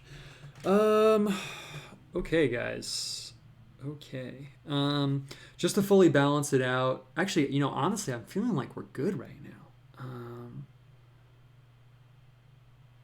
Yeah. Peter said. Yeah, we're going to do that. That's going to maybe be the last thing. Okay. Yeah, open book with alpha and omega. Yeah, you're speaking my language now, dude. Let's do that. I often use that. That's perfect. And then we're getting to be right near 2 hours. I try and not make these longer than 2 hours because I feel like it's just a really long time. Not for me. Obviously, I'm down and very energetic and down to do it. But for someone like checking out the video. So yeah, I'm gonna paint in the book. I'll see if we need to add anything else. I'll check out the symbols or what you guys think in the chat, and then maybe we'll wrap it up. A book like that is gonna be perfect. Is it wet though still? Yeah, it's kind of wet. Should I let it dry? Should I play with fire a little bit too much? I'll let it dry a little bit, and then we'll dig in. Oh, apple bite, lights on the buildings. Okay, we got a few things we got to do while we're waiting for that to dry. Cool. I'm going to throw in the lights on the buildings. I'm just going to grab the straight up cadmium yellow, just because it's like a very warm yellow. I'm going to kind of just put these in right here. I want it to be a little bit more wet so I can get the nice like square shape that I want. Cool. I like putting the lights in the city because it's kind of like, sort of like, I guess you could say like a deeper sense. It's like, the city is like dark, but like there still is light there. Like there's no place that's truly hidden from the light of God, but actually. And it's like, symbolically, like sometimes what I'll do also is I'll put in the windows and I'll make some of them light and some of them dark. Because then it's like, not everyone in the city has like succumbed. It's like some of them have and some of them haven't. I think that's kind of cool too. And also what I'm going to do is I'm going to put the colors of the gradient in the windows on the city. So in a color sense, it'll kind of look like the windows are like reflecting the light above. I am going kind of quickly because like I said, I don't want it to be over 2 hours. I feel like it's a long time for people to ask for people to watch me, so... And then this green is dope. I never get these colors. So, if you've been following along, this green, it's called brilliant green. If you've been following along, that's not the real name for a pigment. That's just some random color this company made. I'm not going to explain the difference right now, but if you go back and watch like the pigment episode, you'll see what I'm talking about. I just have it because I ordered this Japanese paint set, but it's actually kind of a nice color. Maybe one time I'll dig up what pigments it actually is. Okay, windows, that was dope. Next up, apple bite. Kind of need, perfect. This color is called Naples yellow. I think this will be perfect for the bite if I mix in some white. It's kind of like apple-y color. It looks a little bit more fleshy. Naples yellow, in case anyone's keeping track at home. I have Naples yellow because it's like the flesh color. It's like if you're white, it's for white people. It's like the flesh color. Painters in Europe, like Titian, for example, that's like the main color they would use to get the skin color of other like European people. It's pretty hard to. I mean, it doesn't matter if you're white. It's pretty hard to mix like skin color in general because your eye is so heavy attuned to like if someone's skin color is off. If you met someone in real life and they looked a little bit yellow or a little bit green or something, obviously you'd like notice that. Okay, I'm just gonna paint this in. Boom. Damn, it's still wet. Didn't really work. What I'm actually going to do instead, is I'm going to kick back in with the hill color. Because I don't think it'll actually read because of the scale. If it was a drawing and I could really crisply get in the bite marks, I think it would read. But here, I don't think it's going to read because it's too small. So I'm actually just going to kick back in with the hill color. So I'm gonna boom, boom. Yeah, that's definitely the move right there. Come under, boom, boom. Yeah, there we go. Now there's a bite missing from that apple for sure. Okay, let's see if it's dry enough to get the book going. This length is super cozy. Cool. Yeah, people like the 2 hours. That's cool. I'm down. It's really like an hour 30, hour 40, but yeah. It's more like I guess I'm kind of like paranoid about it, like keeping an eye on it just because like when I'm the one talking, like I totally lose track of time. Like if I didn't have a time marker right now, I honestly wouldn't know if it was like 45 minutes or like 3 hours. So that's the only reason why I bring it up. Okay. So I'm going to throw down this book and then maybe we'll be good.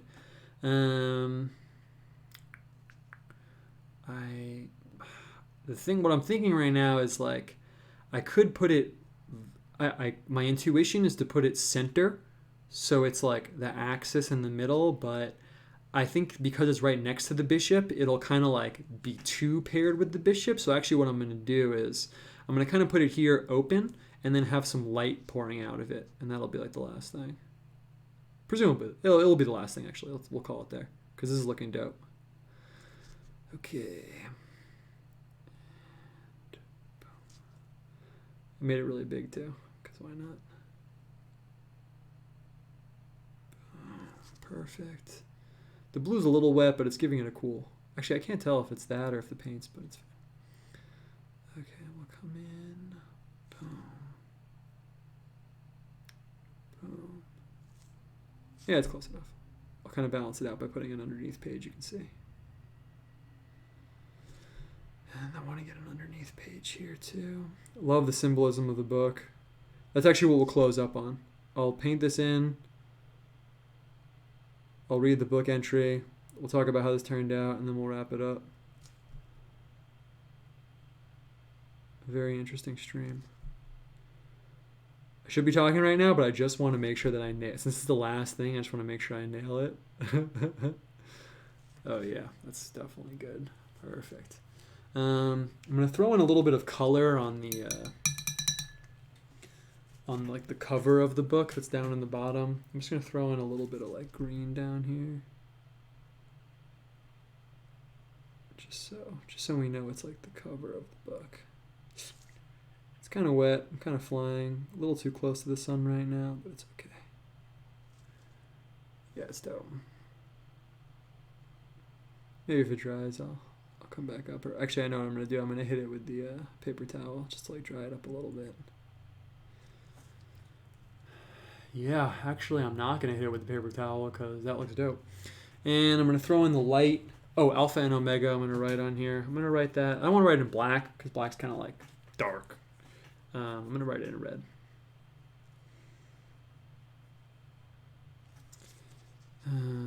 I don't really like using the Greek alpha symbol because I don't know. I feel like it just doesn't read as well. So I'm gonna use the capital A. I don't know if that's really frowned upon in like theological imagery. I've seen it in like real Catholic and Orthodox paintings, so I think it's okay. But I put the feet on it so it doesn't read just like a normal A. It's like a super A.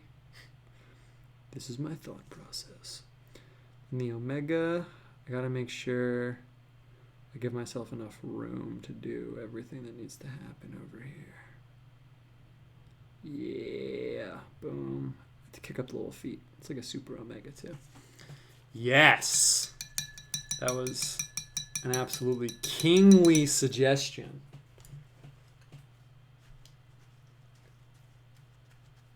Okay. I'm going to throw in the light. I'm going to use the lemon yellow.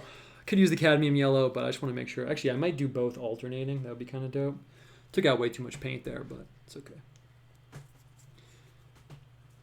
Good apple bite. This light is super cozy. Perfect. Okay, I'm just going to make sure my brush is clean as I dig in and do this last light thing. Cool. Gonna grab some of this and let's do it. What an appropriate final thing to be painting in. So I could do it like rays of light. I think that's how I'm gonna do it. I could try to do like a wash of light, but I don't know. I don't know. I can't really tell. I'm gonna do rays. I'm going to do rays and leave enough room to put in the cadmium yellow alternating with the lemon yellow. So then we get like two colors of light streaming out. That'll be the perfect ender. That looks dope though. Okay, cadmium yellow. You can also see the different character of the two different yellows. Perfect. Boom. Boom. Boom. Yeah. Oh man, that looks awesome. That actually genuinely came out really cool. All right, let's hit symbolism book real quick. Let's hit a book. We'll talk about how this turned out, and then we'll wrap this thing up. We'll wrap it up. Okay, book. Nice. Open right to that page. Book. It's actually pretty cool. The universe, the Liber Mundi and Liber Vitae. The open book depicts the book of life, learning, and the spirit of wisdom. Revelation. I'm going to move the book so you can see the picture while I'm talking. The open book depicts the book of life, learning, and the spirit of wisdom.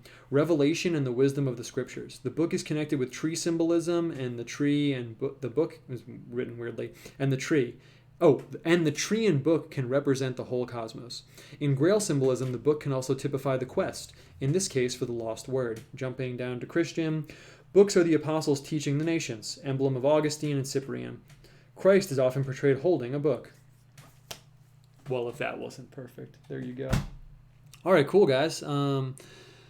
It's really awesome. I'll talk about how this turned out. I'll check the chat, and then we'll wrap this up. Yeah, honestly, I think this turned out sick. I mean, it's kind of cool how everything just came together. I don't know. You were here the whole time. I don't really feel the need to go into it too much. But I think like doing it live and like talking with you guys through, like I said in the beginning, the whole reason that I did this was so people could get a window into just like what I'm thinking and more like the creative process in general, more so than like my particular painting, just like being creative in general, as like corny as that sounds. So I think you can kind of see like, you know, as I'm talking with you guys and doing it like this, that the symbols kind of like stack and like build, and all of a sudden you're like very clearly working with this like symbolic matrix that isn't like purely informational. Like it's not like we made this thing where it's like, oh, clearly like the monkey does 100% represent this and this. But especially as you're consulting a book like that, I'm actually glad I did that. You can see it kind of builds up to make a kind of like informational piece that isn't so linear where it's like X plus Y equals Z. It's more like, you know, when I make an image like this, I guess this sounds kind of corny, but I'll just go there. It kind of reminds me of like a poem, almost like Rilke's poems. Rilke's my favorite poet. RILKE, check out the Edward Snow translations. Where it's like a bunch of symbols come together, and when you have a really good poem, if you have a really bad poem, everyone probably has heard some bad poetry, and you're reading it and you're like, this is just a bunch of random stuff like thrown together. Like, what does this even mean? But when you get a good poem, it is not just random things put together. It's like everything comes together to form this weird picture that you can't really describe what it means, but obviously it's like communicating something to you. It's kind of how I think of these when I do an image like this. So yeah, that was really dope and turned out really well. It was really fun for me. I hope it was cool like watching me do this. And actually not just watching, because you guys were participating. I'm going to read the chat real quick and then we'll wrap this up. Love to see you do an image of the earthly city Babylon in contrast with the heavenly city Jerusalem in Revelation. Yeah, dude, I'm thinking about Babylon images a lot. I actually have some sketches of some Babylon stuff over here on my desk. I escaped from nihilism, isolated in a high updwelling in Death Mecca Babylon. Hope this story elevates your vibe. Yo, word, me too. Me too, literally. I was in Brooklyn, actually, when that happened. Each week is doper than the last. Thanks, man. Yeah, I'm really trying to make that the case. I think it has been going better. Till next week, this is most dope. Everyone's saying dope in the chat. Everyone's taking on my vernacular. Perfect. The most dope image was all suggested by the chat. Coincidence? Probably not. Maybe we'll do something else like this. Maybe we'll do it like once a week, but the show is once a week. Yeah, I don't know. I'm really feeling out how to do this with you guys. And what I've kind of realized is I don't want to have it planned, but also coming into it with nothing. Like if I just straight up wing it, it goes well, but I feel like it's best when I have like kind of an idea, but I'm also talking to you guys. And now we did it 100% talking to you guys, and that was dope. So I don't know. I'm kind of feeling out how to do it with you guys. I know as much about doing this as you do if you watched all of them. Well done again. Wow, it's all compliments. That's awesome. Thanks, guys. Thanks for the stream. Word up, word up.